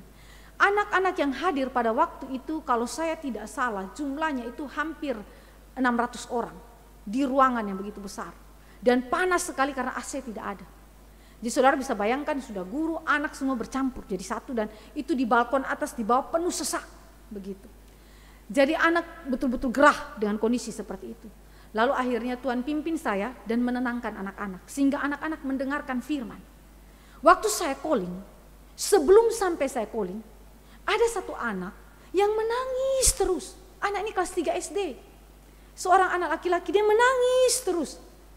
Lalu setelah saya amin dan kemudian saya serahkan kepada MC untuk menutup seluruh ibadah, saya didatangi oleh guru, Bu boleh nggak layani satu anak ini? Lalu saya bilang, siapa dia? Mari kita ke ruang konseling. Lalu kita ke ruang konseling, anak ini didatangkan kepada saya. Lalu dia masih sempat menangis dan terseduh-seduh menangis. Guru yang di samping dia pada waktu selama ibadah berlangsung mencoba menenangkan dia, tapi dia tidak bisa tenang. Lalu guru ini bilang, Bu Grace, ketika ibu berkhotbah dan ibu berbicara mengenai dosa lalu karya Kristus, ini anak menangis. Tapi saya tidak tahu dia menangis apa. Sampai ibu calling, dia berdiri, dia angkat tangan. Dan dia tidak bicara apapun. Waktu saya tanya kenapa kamu, dia tidak bicara, dia hanya menangis. Lalu saya bilang, mari saya yang tangani. Dan saya bicara dengan anak ini, saya bilang, bolehkah Ibu Grace tahu kenapa kamu menangis? Dan dia bilang, saya orang berdosa Ibu Grace. Dia menangis tapi saya juga menangis. Sebagai seorang hamba Tuhan, saya melihat bahwa anak yang kelas 3 SD, dia tidak pernah dengar firman yang sebegitu jelasnya. Dan pada waktu itu dia menangis terseduh-seduh karena dia berdosa. Dan dia berkata bahwa saya masuk neraka. Tapi syukur kepada Kristus, Tuhan itu menyelamatkan saya. Waktu dia berkata dan dia menangis, saya teguhkan lagi firman Tuhan, saya beritakan Injil lagi kepada dia dan saya katakan kepada dia, kamu percaya Yesus sebagai Tuhan dan Juru Selamat? Maukah engkau menerima Kristus sebagai Tuhan dan Juru Selamat? Dia bilang, iya Ibu. Lalu saya pimpin dia, ikuti doa satu kalimat demi satu kalimat, ikuti saya berdoa. Begitu selesai berdoa, dia tenang. Dan dia pergi dengan wajah yang ceria, dengan sukacita. Dia diam dan dia pergi. Dan dia berterima kasih. Saudara, itu yang saya katakan, afeksi. Tidak selamanya orang bertobat itu dengan air mata. Tetapi saudara, saya harus ingat bahwa ada afeksi yang bermain di sana, di mana Allah bekerja. Roh Allah hadir dan menyebabkan perubahan terjadi dalam emosi saudara. Sehingga saudara yang selalu self-righteousness itu, selalu merasa diri benar, dan selalu tidak ingin mengakui dosa saudara, hari itu ditundukkan di hadapan Allah, dan saudara tidak bisa berkata apapun selain Tuhan, terima kasih, ampuni dosa-dosa saya. Jadi Roh Kudus menyebabkan umat Allah merasakan kebenaran Alkitab secara langsung yang ditujukan kepada umatnya secara personal. Jadi Alkitab ini berbicara secara personal, tusuk kita.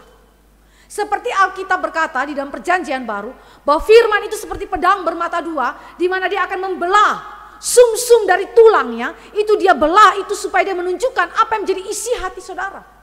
Dan firman itu begitu hidup. Firman itu hidup. Dia hadir dan berbicara secara personal kepada saudara. Karena itu kita tidak mempercayai Alkitab sebagai tulisan manusia yang mati. Tetapi saudara dan saya percaya Alkitab adalah firman yang hidup, kebenaran yang disaksikan oleh Roh Kudus secara internal dalam diri kita.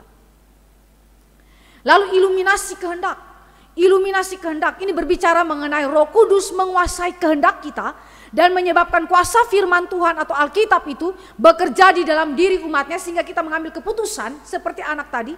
Ketika saya bertanya, apakah engkau mau percaya kepada Yesus? Lalu engkau berkata, ya saya mau percaya. Itu kehendak. Ya. Kehendak memutuskan berdasarkan kebenaran.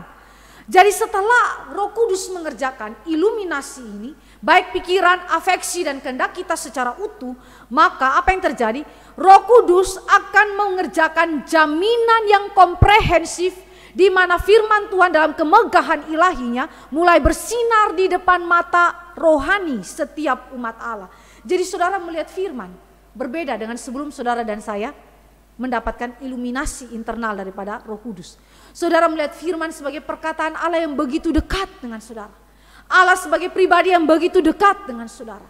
Jadi saudara melihat ini ada sebuah jaminan yang komprehensif. Dan jaminan ini tidak pernah gugur oleh apapun. Jaminan itu adalah jaminan yang kekal karena apa? Disaksikan oleh pribadi ketiga Allah Tritunggal yang diteguhkan oleh apa? Kesaksian ketiga pribadi Trinitas dan fakta historis tadi ya. Yesus yang telah datang dengan air dan darah. Jadi saudara, kesimpulan kita ketika kita belajar mengenai karya Roh Kudus dalam memeteraikan firman ya atau iluminasi secara spiritual ini, umat Allah hanya dapat belajar kebenaran sejati yakni Alkitab sebagai firman Allah, melalui karya internal Roh Kudus saja yang memeteraikan firman Tuhan dalam hidup kita. Sehingga saudara dan saya dapat berdiri di atas kebenaran. Saudara tidak dapat melakukan ini di luar daripada pekerjaan internal Roh Kudus. Dia memeteraikan firman di dalam hidup kita. Kedua, Roh Kudus menginterpretasikan firman bagi kita. Abraham Kuyper mengatakan begini, hanya Roh Kudus yang menginspirasikan firman Tuhan, yaitu Alkitab, yang dapat memberikan interpretasi yang benar. Saudara dan saya percaya bahwa seluruh tulisan ini seperti Timotius itu katakan bahwa adalah diinspirasikan atau diilhamkan oleh Roh Kudus. Dan karena itu penjelasan akan firman harus didapatkan dari Roh Kudus saja.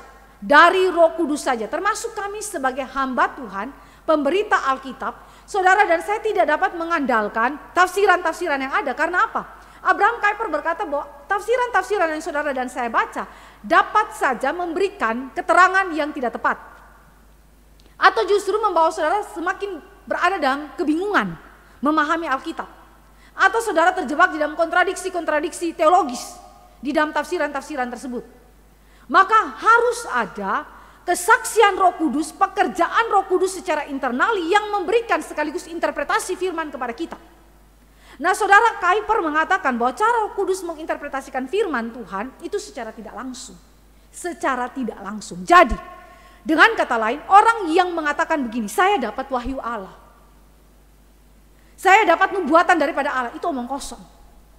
Karena penginterpretasian kepada firman dilakukan secara indirect, secara tidak langsung. Bagaimana pekerjaannya secara indirect? Yang pertama itu adalah studi ilmiah. Kenapa perlu studi ilmiah? Karena studi ilmiah meliputi wahyu umum yang menjadi alat penggalian daripada konteks historis Alkitab, gaya bahasa yang dipakai oleh Alkitab, bahasa kuno penulisan daripada Alkitab PL dan PB. Maka harus melibatkan studi ilmiah. Saudara yang dikasih oleh Tuhan Yesus Kristus, ada gap antara Alkitab dan kita. Alkitab ditulis dalam zaman yang berbeda daripada kita, dalam konteks hidup yang berbeda, dalam gaya bahasa dan penggunaan tata bahasa yang berbeda daripada kita. Maka saudara harus menggunakan seluruh alat-alat wahyu umum ini secara saintifik. Saudara harus meneliti Alkitab. Jadi itu sebabnya saudara harus menghargai komentari-komentari yang sekarang ini saudara lihat dalam komentari-komentari kontemporer sekarang, mereka memasukkan mengenai eksegesis.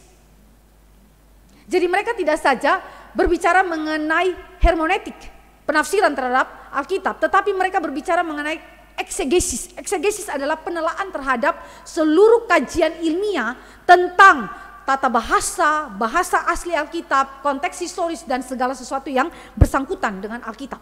Ya, jadi saudara harus menghargai itu karena penelitian ini sangat-sangat melibatkan ketekunan dan pemahaman logika yang begitu penting dan Roh Allah memimpin seluruhnya. Saudara bayangkan orang yang mengeksegesi saudara, bahkan orang-orang yang terlibat di dalam penterjemahan Alkitab dari bahasa asli ke dalam bahasa Inggris misalnya atau ke dalam bahasa-bahasa yang lain saudara. Mereka harus mempelajari manuskrip, ribuan manuskrip dan seterusnya.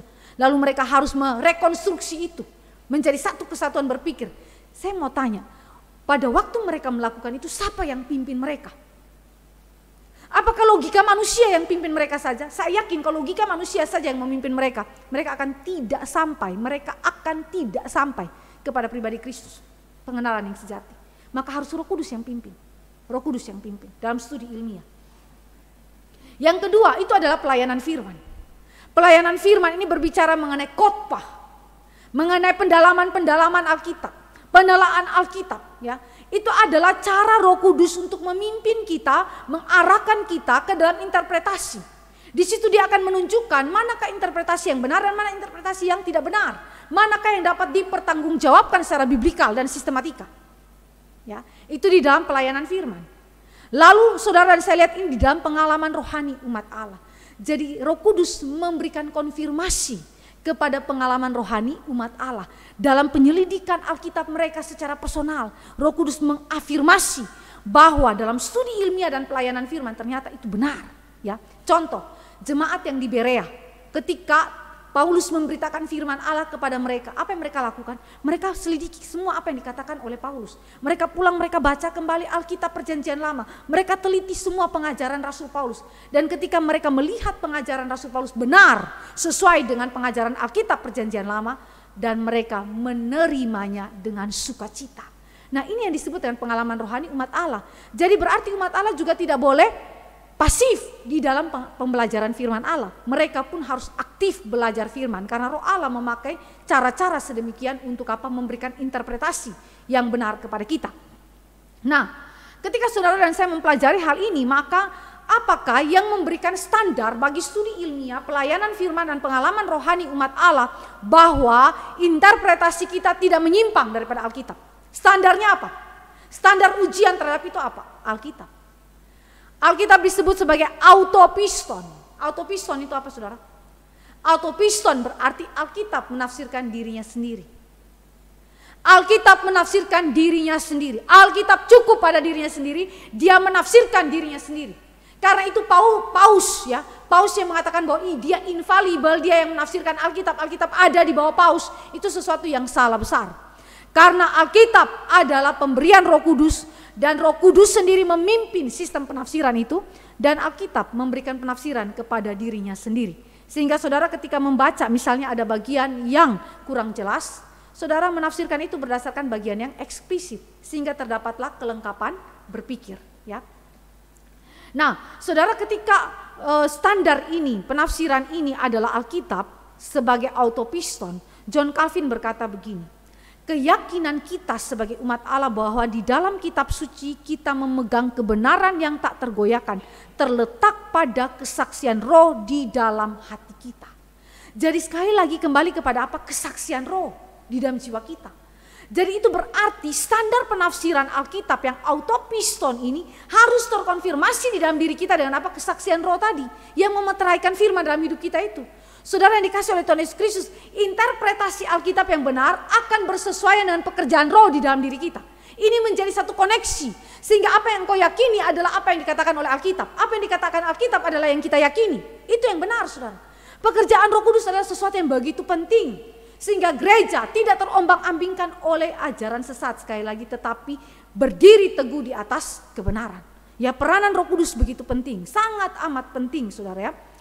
Dan hanya orang-orang pilihan Allah saja yang mengalami hak istimewa ini. Dan mereka, bukan orang banyak, diberikan kemampuan untuk memahami misteri Allah ini.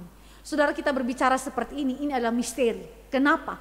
Karena saudara semua tidak dapat memahaminya. Sampai kapan? Sampai Roh Allah mengerjakan itu dalam diri kita. Misteri. Tetapi misteri ini bukan tidak terpahami. Terpahami, tetapi bukan oleh semua manusia, tetapi hanya oleh orang-orang pilihan Allah saja yang menerima kesaksian Roh Kudus secara internal. Jadi saudara yang dikasih oleh Tuhan Yesus Kristus, betapa penting penafsiran Alkitab dan kesaksian internal Roh Kudus di dalam diri daripada umat pilihan Allah. Dengan demikian interpretasi firman adalah dipimpin, dikendalikan, diarahkan oleh Roh Kudus semata. Jadi barang siapa yang berani menafsirkan firman Allah di luar daripada pimpinan Roh Kudus, dia bersalah. Bahwa saudara dan saya menemukan adanya konsep-konsep pikir dalam penafsiran yang mungkin salah, saudara dan saya tidak berkata bahwa dengan begitu berarti Roh Kudus tidak bekerja. Kesalahan-kesalahan dalam tafsiran itu akan menjadi koreksi bagi gereja untuk apa? Meneliti Alkitab lebih dalam lagi.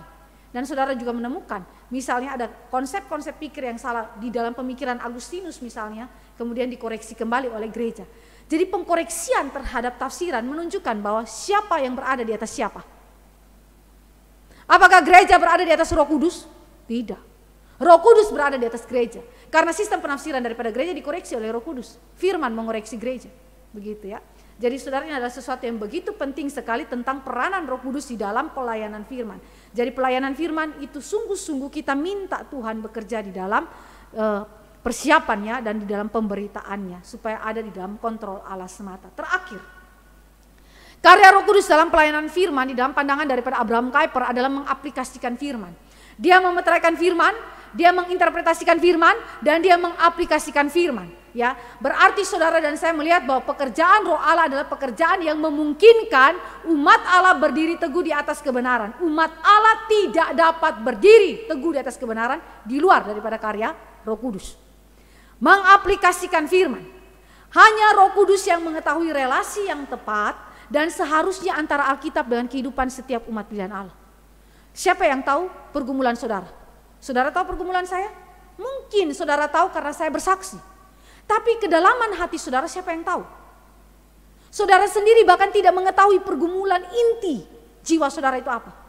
Roh Allah yang menyelidikinya dan mengetahuinya. Dia yang tahu keberadaan jiwa saudara, yang paling dalam kebutuhan saudara itu apa. Maka saudara yang dikasih oleh Tuhan Yesus Kristus, Roh Allah sajalah yang kemudian dapat mengetahui relasi yang tepat dan seharusnya antara Alkitab dengan kehidupan setiap umat pilihan Allah dalam pengaplikasian. Saya ambil contoh. 3 sahabat daripada Ayub ketika memberi nasihat kepada Ayub.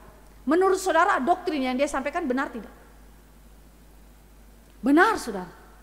Benar yang disampaikan oleh 3 sahabat daripada Ayub. Siapa saja itu? Elifas, Bildad, dan Sofar. Mereka ini menyampaikan kebenaran Alkitab yang benar saudara. Tetapi sekali lagi kebenaran Alkitab yang benar ini hanya merupakan sebagian kebenaran dan tidak tepat diaplikasikan di dalam situasi hidup pergumulan daripada Ayub. Karena itu di dalam akhir daripada kitab Ayub, Allah bilang mereka bertiga bersalah dan mereka harus datang minta ampun dosa kepada Allah dan kepada Ayub. Ayub menjadi mediator bagi mereka untuk berdoa minta pengampunan dosa kepada Allah. Lalu mereka harus beri korban persembahan kepada Allah. Ya, saudara yang dikasih oleh Tuhan Yesus Kristus, kita tahu doktrin. Kita tahu kebenaran Alkitab. Mungkin lebih baik dari 3 sahabat daripada Ayub. Tapi saudara tidak tahu bagaimana aplikasi yang tepat untuk kehidupan orang bersangkutan. Sehingga kadang-kadang orang berkata ini orang ngomong ya sebagai penghibur sialan. Karena gak tepat dengan hidup dia. Saudara berbeda dengan misalnya Allah jelas bicara kepada saudara dan aplikasinya begitu tepat dan saudara menolaknya. Ini adalah perlawanan kepada firman Allah. Tetapi yang mau ditekankan di sini adalah pengaplikasian yang tepat sasaran dan tepat kebutuhannya bagi setiap pribadi dan komunitas umat Allah. Nah, di titik itu saudara tidak punya. Karena saudara tidak mengetahui kedalaman kebutuhan setiap pribadi umat Allah dan kebutuhan daripada komunitas gereja. Setiap gereja Tuhan, komunitas gereja Tuhan yang begini banyak di Indonesia, apalagi di seluruh dunia. Siapa yang tahu kebutuhan? Saudara bisa aplikasikan firman itu tepat persis dengan kebutuhan mereka? Siapa yang tahu pergumulan gereja yang ada di Palestina atau yang ada di perbatasan Gaza sana? Lalu bagaimana kamu mengaplikasikan firman di tengah-tengah keadaan yang begitu mengerikan? Ya, peperangan antara Israel dan Palestina. Mereka ada di tengah-tengah. Bagaimanakah firman yang tepat untuk diaplikasikan kepada mereka? Situasi di wilayah Sulawesi, orang Kristen yang dibunuh oleh para teroris. Firman apa yang tepat untuk diaplikasikan ke dalam kehidupan mereka? Saudara yang dikasih oleh Tuhan Yesus Kristus, satu-satunya pribadi yang tahu itu Roh Kudus. Karena itu saudara, ketika saudara menjadi seorang konselor, ketika saudara ditanyai, advice saudara, nasihat saudara bagi orang lain, sedapat mungkin saudara mencari tahu dulu pergumulan orang bersangkutan seperti apa. Lalu saudara berdoa sungguh-sungguh supaya firman yang diberitakan, nasihat yang disampaikan tepat guna, tepat sasaran untuk kebutuhan orang bersangkutan. Nah, di titik ini saudara dan saya melihat mengenai aplikasi firman sangat bergantung kepada pekerjaan Roh Allah. Karena dia saja yang mengetahui relasi yang tepat dan seharusnya antara Alkitab dengan kehidupan setiap umat pilihan Allah. Nah, pengaplikasian firman Allah ini dapat dikerjakan oleh Roh Kudus secara direct, secara langsung maupun secara tidak langsung. Secara langsung itu adalah Roh Kudus mengefektifkan firman Tuhan melalui pembacaan Alkitab secara personal atau melalui mengingatkan firman Tuhan di dalam jiwa setiap umat tebusan Kristus. Jadi dia ingatkan saudara firman. Ketika saudara bergumul tiba-tiba misalnya dia ingatkan, jangan gelisah hatimu, percayalah kepada Allah dan percayalah juga kepadaku. Jadi kata-kata itu adalah kata-kata yang diingatkan Roh Allah kepada kita. Di dalam situasi pergumulan personal kita yang tidak diketahui orang. Mungkin suami atau istri kita terdekat pun tidak tahu. Tapi Roh Allah tahu dan dia bicara kepada kita dengan mengingatkan firman kepada kita. Secara personal. Atau kita baca Alkitab dan kemudian firman itu begitu menusuk kepada jiwa kita. Dan firman itu membicarakan apa yang menjadi persoalan kita. Walaupun saudara dan saya harus tetap menyelidiki secara studi ilmiah. Tetapi Roh Allah mampu mengerjakan itu di dalam hidup kita. Dia secara direct bicara itu kepada kita melalui mengingatkan firman ataupun melalui pembacaan Alkitab kita secara pribadi. Kedua, secara tidak langsung dengan cara apa? Melalui pelayanan firman, khotbah, penelaan Alkitab seperti yang tadi sudah kita lihat, dan beberapa pekerjaan pemberitaan firman, penginjilan, pengajaran, dan hal-hal yang lain yang kita bisa temukan di dalam kehidupan gereja kita. Baik itu oleh para pejabat gereja atau melalui saudara-saudara seiman kita. Kita bisa lihat itu dalam Efesus 4 ayat 11 sampai dengan ayat yang ke-16. Nah, seluruh pekerjaan Roh Kudus demikian, memeteraikan firman, menginterpretasikan firman, mengaplikasikan firman. Untuk apa tujuannya? Supaya membawa saudara dan saya tetap berdiri teguh di atas kebenaran. Kebenaran yang disaksikan oleh Roh Allah tentang Kristus dan karya penebusannya bagi kita. Kita tidak beranjak daripadanya, dan Roh Allah memungkinkan kebenaran itu menguasai kita, mengontrol kita, mengendalikan kita, memimpin arah hidup kita. Supaya apa? Hidup kita berjalan di dalam apa yang menjadi kehendak Allah dan mempermuliakan nama Tuhan. Nah, saudara yang dikasih oleh Tuhan Yesus Kristus, firman Tuhan hari ini kiranya membawa saudara dan saya semakin menghargai, menghormati pekerjaan Roh Kudus dan melihat pentingnya signifikansi pekerjaan Roh Kudus dalam hidup kita terkait dengan pelayanan firman. Supaya apa? Kita tetap berdiri teguh di dalam kebenaran yang sejati. Kiranya Tuhan Yesus memberkati kita sekalian. Mari kita berdoa. Bapa dalam kerajaan sorga, kami bersyukur untuk kebenaran firman yang kami pelajari. Kami berdoa biarlah Roh Kristus menyertai hati dan pikiran kami setiap umat pilihan Allah, supaya firman ini tidak hanya kami dengarkan, tetapi sungguh-sungguh kami pikirkan dan kami terima di dalam iman sejati yang Allah taruh di dalam hidup kami. Kami berdoa biarlah Engkau yang memberikan kepada kami kemampuan untuk mengaplikasikan apa yang kami dengarkan ini. Dan kami percaya bahwa seluruh kemampuan itu pun datang daripada pekerjaan Allah semata melalui Roh-Mu yang kudus. Terima kasih Bapa di sorga untuk seluruh pekerjaan Tuhan yang menjaga kami dari bahaya-bahaya kesesatan, sehingga kami tetap berdiri teguh di atas kebenaran sejati, yaitu Kristus Tuhan dan Juru Selamat kami. Terima kasih Bapa di sorga, di dalam nama Yesus Kristus Tuhan kami berdoa dan menaikkan syukur. Amin. Bapak Ibu sekalian yang dikasihi Tuhan Yesus Kristus, di antara kita, bagi kita yang kemudian mau memberikan pertanyaan, silakan saudara memberikan pertanyaan di dalam nomor WA yang telah tertera di layar.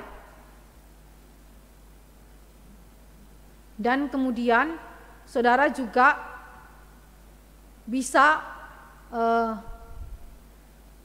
memberikan persembahan secara online di dalam nomor rekening yang telah tertera di layar.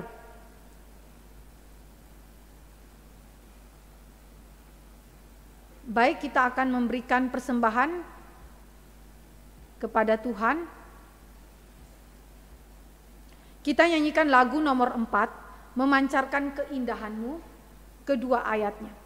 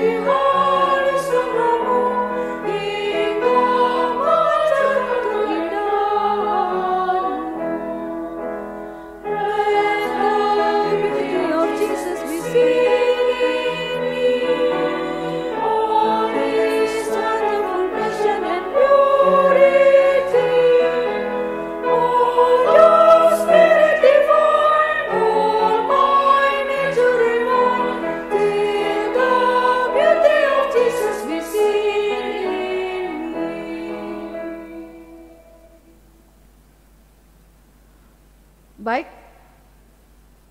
apakah ada pertanyaan dari antara kita yang hadir di sini?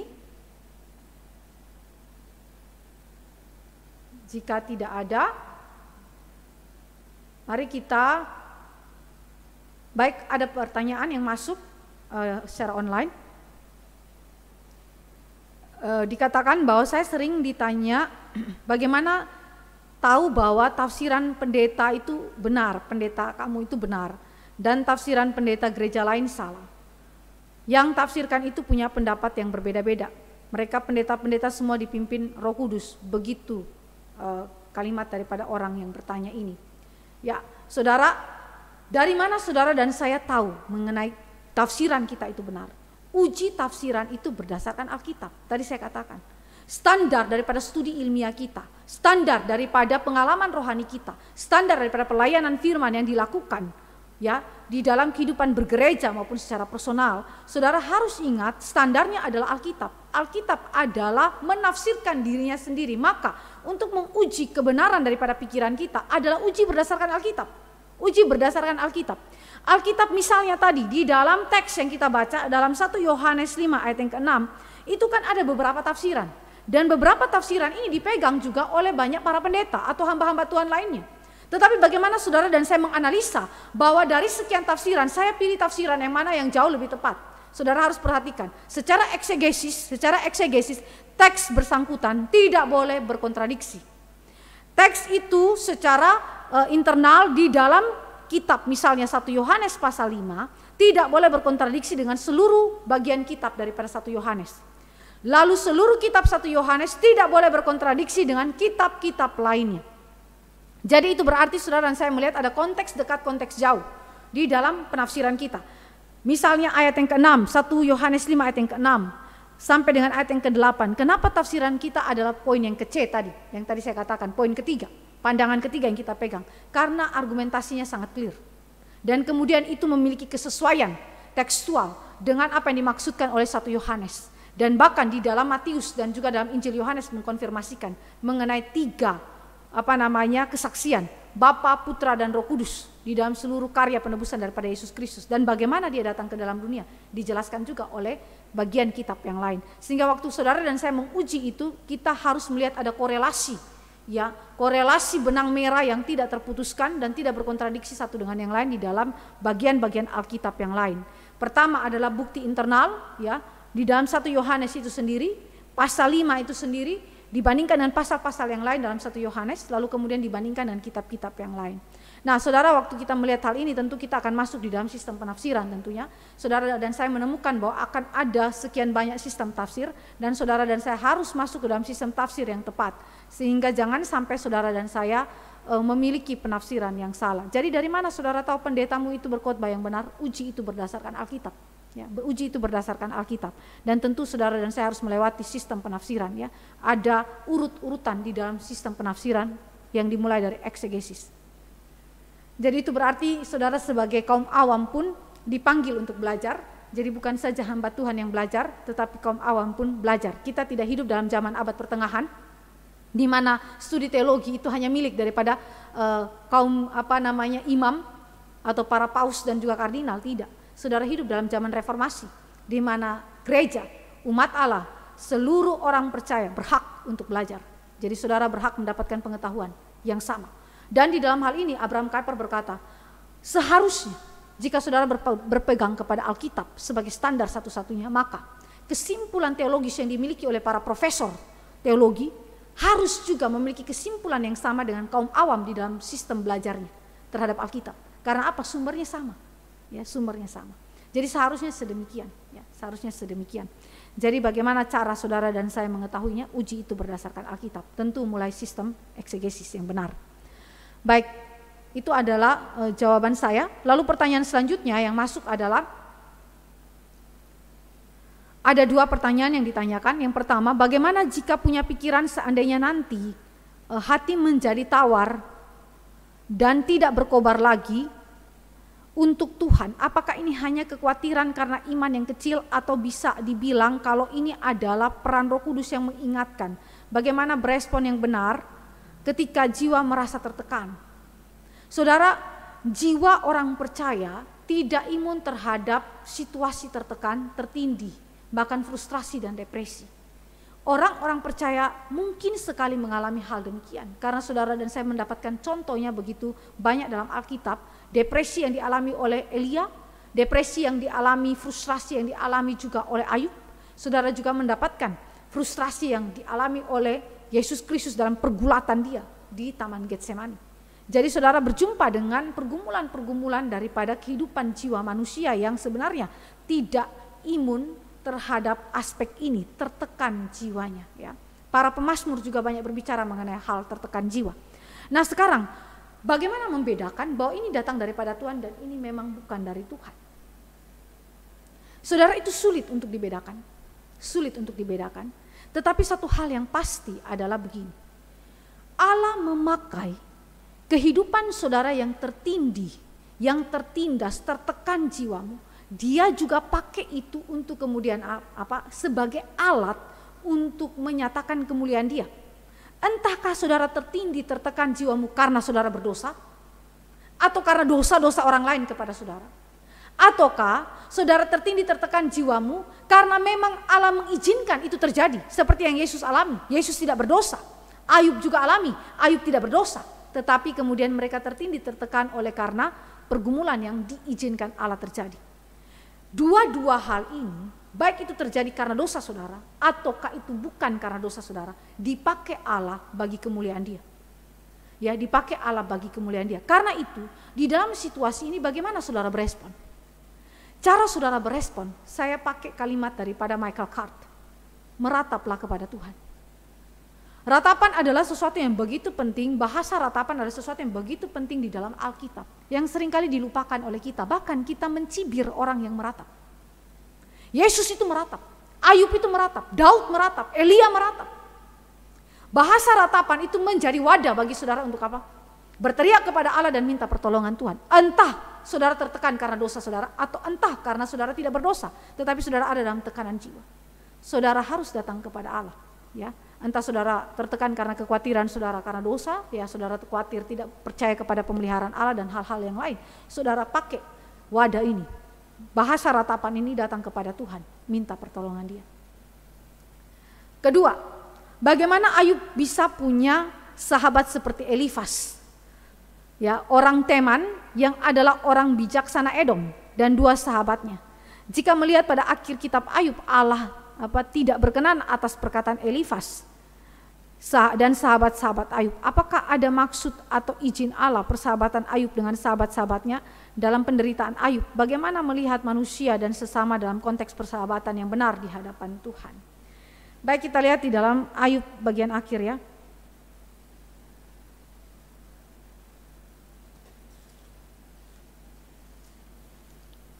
Pasal yang ke-42.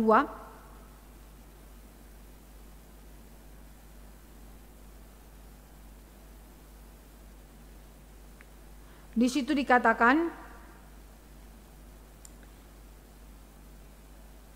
maka firman Tuhan kepada Elifas orang Teman, murkaku menyala terhadap engkau dan terhadap kedua sahabatmu karena kamu tidak berkata benar tentang aku seperti hambaku Ayub. Lalu dalam ayat yang ke-9, maka pergilah Elifas orang Teman, Bildad orang Sua dan Sofar orang Naama. Lalu mereka melakukan seperti apa yang difirmankan Tuhan kepada mereka dan Tuhan menerima permintaan Ayub. Nah, ketika saudara dan saya melihat hal ini, kita harus ingat bahwa sahabat-sahabat Ayub adalah sahabat-sahabat yang memahami akan pengajaran Alkitab. Mereka membicarakan kebenaran yang sebenarnya itu adalah sebagian kebenaran, tidak utuh kebenaran itu. Dan karena itu mereka menuduh Ayub dengan cara yang tidak benar dan mengatakan Ayub itu bersalah, padahal Ayub tidak bersalah, dan Allah mengatakan bahwa Ayub tidak bersalah. Itu sebabnya Ayub dijadikan sebagai mediator untuk minta Allah mengampuni dosa-dosa mereka. Dengan kata lain, Ayub dikatakan benar oleh Allah.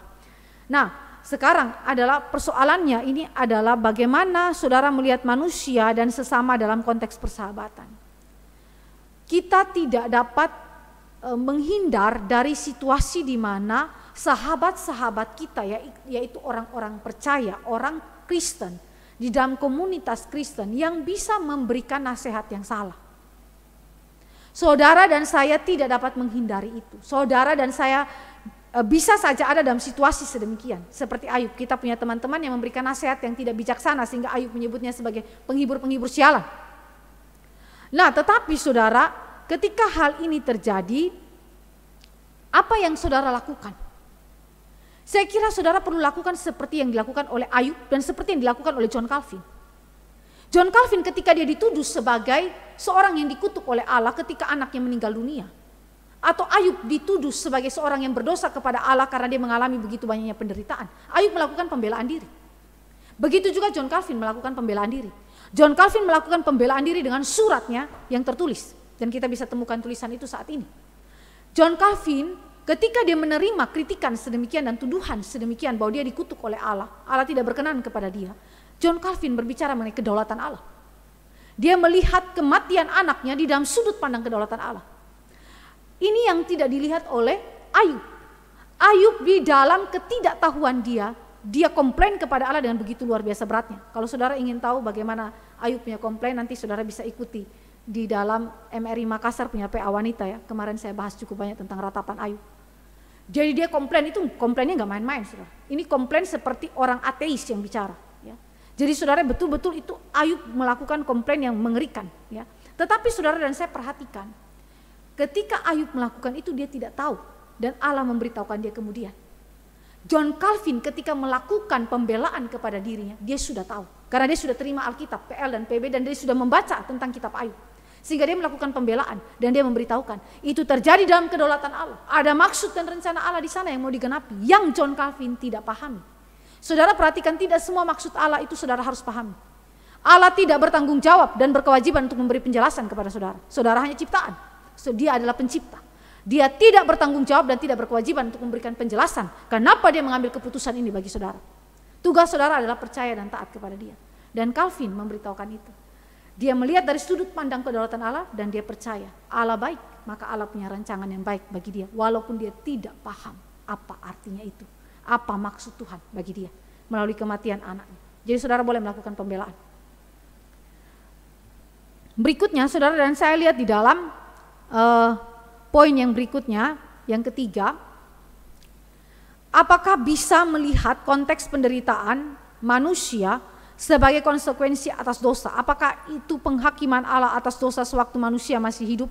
Mungkin jika di agama lain disebut karma. Jika melihat inkarnasi Kristus yang menebus dan mengampuni manusia berdosa, tapi tetap manusia bertanggung jawab atas konsekuensi dosa yang berani diperbuat.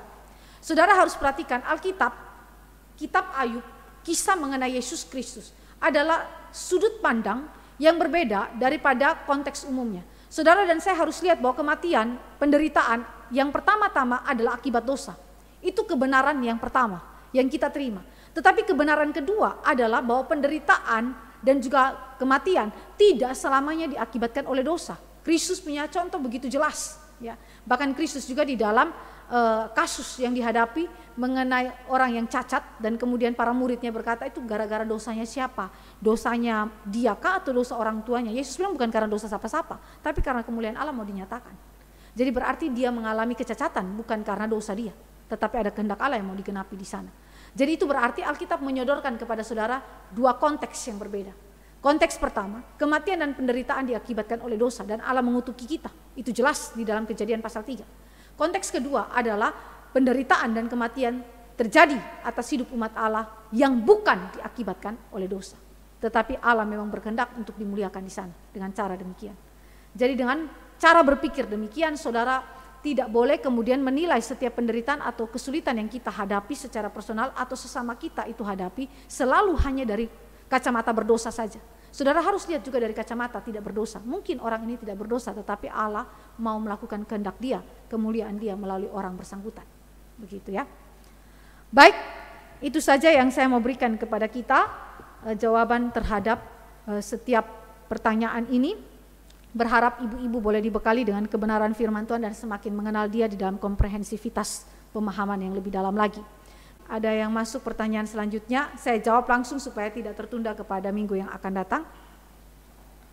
Bangsa Israel sewaktu di padang gurun yang bolak-balik komplain kepada Tuhan, bukankah ini sama dengan realita manusia di zaman sekarang jika menghadapi kesulitan atau pergumulan yang berat, seolah-olah hal ini bisa ditoleransi untuk komplain, padahal manusia bahkan tidak layak untuk protes.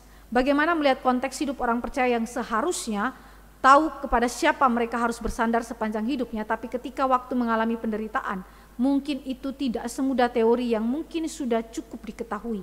Bagaimana melihat hal ini, tetapi bukan dari sisi pembenaran diri, karena tanpa sadar mengalami erosi iman, karena manusia mungkin cukup pandai dalam membenarkan dirinya. Nah saudara, Sekali lagi, di dalam konsep kita itu komplain kepada Tuhan, saya tidak meniadakan komplain yang diakibatkan karena dosa. Alkitab memberikan kepada kita kesimpulan yang begitu tegas terhadap komplainnya bangsa Israel di padang gurun. Alkitab mengatakan bahwa komplainnya Israel adalah berasal dari tegar tengkuknya mereka. Mereka sungguh-sungguh memang memberontak kepada Allah dan kepada Musa yang adalah utusan. Itu jelas. Tetapi di sisi lain, Alkitab membicarakan dengan terus terang, dengan begitu jujur tentang komplain yang lahir daripada nestapa yang tulus. Suatu ungkapan nestapa, suatu kesukaran hidup, pergumulan batin yang amat dalam dari seorang percaya yang jujur dan saleh seperti Ayub. Dan seperti Kristus di Taman Getsemani. Mereka mengatakan apa yang sejujurnya dalam diri mereka. Bahkan saudara dan saya berkata ya, kalau kita baca misalnya, saya kutip kalimat daripada kitab Ayub ya, pasal 10 ayat 1 sampai ayat yang ke-22, saya hanya mau ingatkan kepada kita bahwa Ayub itu dia bicara tidak main-main tentang urusan komplain ya. Kita lihat sebentar dalam kitab Ayub pasal 10. Saya baca bagi kita ya. Aku telah bosan hidup. Aku hendak melampiaskan keluhanku. Perhatikan, melampiaskan keluhanku. Aku hendak berbicara dalam kepahitan jiwaku. Aku akan berkata kepada Allah, jangan mempersalahkan aku. Beritahukanlah aku mengapa engkau berperkara dengan aku. Jadi dia berhadap-hadapan muka dengan Allah dan dia berkata engkau. Ini berarti Allah berdiri sebagai orang kedua, pihak kedua yang langsung bicara dengan Ayub, bukan pihak ketiga, tetapi pihak kedua. Aku dan engkau, aku dan engkau. Apakah untungnya bagimu mengadakan penindasan, membuang hasil jeripaya tanganmu, sedangkan engkau mendukung rancangan orang fasik? Engkau mendukung rancangan orang fasik. Apakah engkau mempunyai mata badani, samakah penglihatanmu dengan penglihatan manusia? Apakah hari-harimu seperti hari-hari manusia? Tahun-tahunmu seperti hari-hari orang laki-laki, sehingga engkau mencari-cari kesalahanku dan mengusut dosaku? Padahal engkau tahu bahwa aku tidak bersalah dan bahwa tiada seorang pun dapat memberi kelepasan dari tanganmu. Saudara, ini adalah komplain daripada Ayub yang lahir daripada kepahitan jiwa Ayub. Dan dia bicara Allah mendukung rancangan orang fasik. Dengan kata lain, Allah tidak adil. Seluruh keputusan-keputusanmu tidak adil. Engkau bertindak seperti orang fasik karena engkau adalah seperti raja yang lalim, yang tiran, yang kemudian mencari-cari kesalahan orang yang padahal orang itu kau tahu itu benar. Orang itu orang benar, tapi kau cari-cari kesalahannya. Saudara bisa bayangkan, dia tuduh Allah seperti apa? Itu dia bicara, dia berperkara dengan Allah dan dia memperhadapkan Allah seperti pihak kedua yang langsung berhadapan muka dengan Ayub. Saudara, dengan kata lain, Ayub sampai kepada titik, kalau saudara baca dalam seluruh ayat ini, dia titik keputusasaan dan dia sudah tidak lagi mengakui Allah dengan kebaikan-kebaikan Allah. Dia sudah tidak lagi mengakui itu. Yang ada adalah dia menuduh Allah sebagai tiran yang jahat, hakim yang kejam, yang tidak adil, dan seterusnya. Kalau dia sudah meragukan segala keputusan Allah, pasti dia meragukan pribadi Allah. Jadi apakah Ayub percaya kepada Allah pada waktu dia bicara tentang pasal 10 ini? Saudara melihat, dia berbicara seperti seorang ateis berbicara. Tetapi saudara, itu keluar dari apa? Hati yang pahit. Bukan dari dosa. Berbeda dengan Israel ya. Saudara melihat bagaimana dua macam komplain yang berbeda. Komplain yang pertama itu tidak pernah dipersalahkan Allah. Saudara baca pasal ke-42 terakhir. Ayub tidak dipersalahkan Allah. Berarti Allah terima komplain dia. Dan itu berarti komplain yang jujur. Jadi berarti orang Kristen harus berhati-hati membedakan dua macam komplain ini. Komplain yang lahir daripada dosa seperti tegar tengkuknya Israel, ataukah komplain yang mirip seperti Ayub yang merupakan bahasa ratapan daripada jiwa yang remuk, yang memang betul-betul pahit karena penderitaan. Ya. Dia tidak memahami itu, dalam ketidakpahaman itu, dan dia berbicara kepada Allah. Jadi saudara, ini adalah dua hal yang saudara betul-betul harus hati-hati, dan kita butuh pimpinan Roh Kudus. Karena itu penting, Roh Kudus memimpin hidup kita setiap hari. Baik, mari kita bangkit berdiri bersama-sama. Kita berdoa, menyerahkan seluruh ibadah kita, menutup ibadah kita dan persembahan kita bawa kepada Tuhan. Bapa dalam kerajaan sorga, kami datang kepada Tuhan, bersyukur untuk kasih karunia Tuhan yang telah memimpin kami dalam seluruh ibadah ini. Tuhan, tolong kami sebagai manusia berdosa yang telah ditebus oleh Kristus, di mana Roh Kudus bekerja dalam diri kami. Ajar kami untuk mengandalkan pekerjaan Roh Kudus dalam hidup kami. Ajar diri kami untuk terus mengingat kasih setia Allah yang menopang iman kami melalui kehadiran dan karya Roh Kudus ini. Tolong kami supaya kami tidak bermegah atas doktrin-doktrin yang kami ketahui. Tolong kami agar kami tidak bermegah atas segala ilmu pengetahuan yang kami miliki secara teologis ataupun hal-hal yang kami pelajari yang membuat kami itu membusungkan dada dalam hikmat manusia. Tetapi biarlah kami diajar untuk menghadap Tuhan dengan kerendahan hati, mengandalkan Tuhan sebagai satu-satunya sumber hikmat sejati yang memimpin hati dan pikiran kami di dalam kebenaran, membuat kami tetap berdiri teguh di atas kebenaran dan hidup di dalam kebenaran sampai kami berjumpa muka dengan Kristus. Terima kasih Bapa di sorga, dan kami menyerahkan juga persembahan ini ke dalam tangan Tuhan. Biarlah Engkau menguduskan persembahan yang telah kami berikan, baik secara online maupun secara fisik. Kuduskan itu sehingga melaluinya pekerjaan Tuhan semakin diperkembangkan melalui MRI Depok. Terima kasih Bapa di sorga. Di dalam nama Yesus Kristus Tuhan kami berdoa dan menyerahkan seluruh hidup kami sepanjang hari ini di dalam pimpinan dan penyertaan Tuhan semata. Dalam nama Yesus Kristus Tuhan kami berdoa. Amin. Silakan duduk ibu-ibu sekalian. Selamat siang. Tuhan Yesus memberkati, ibadah telah selesai.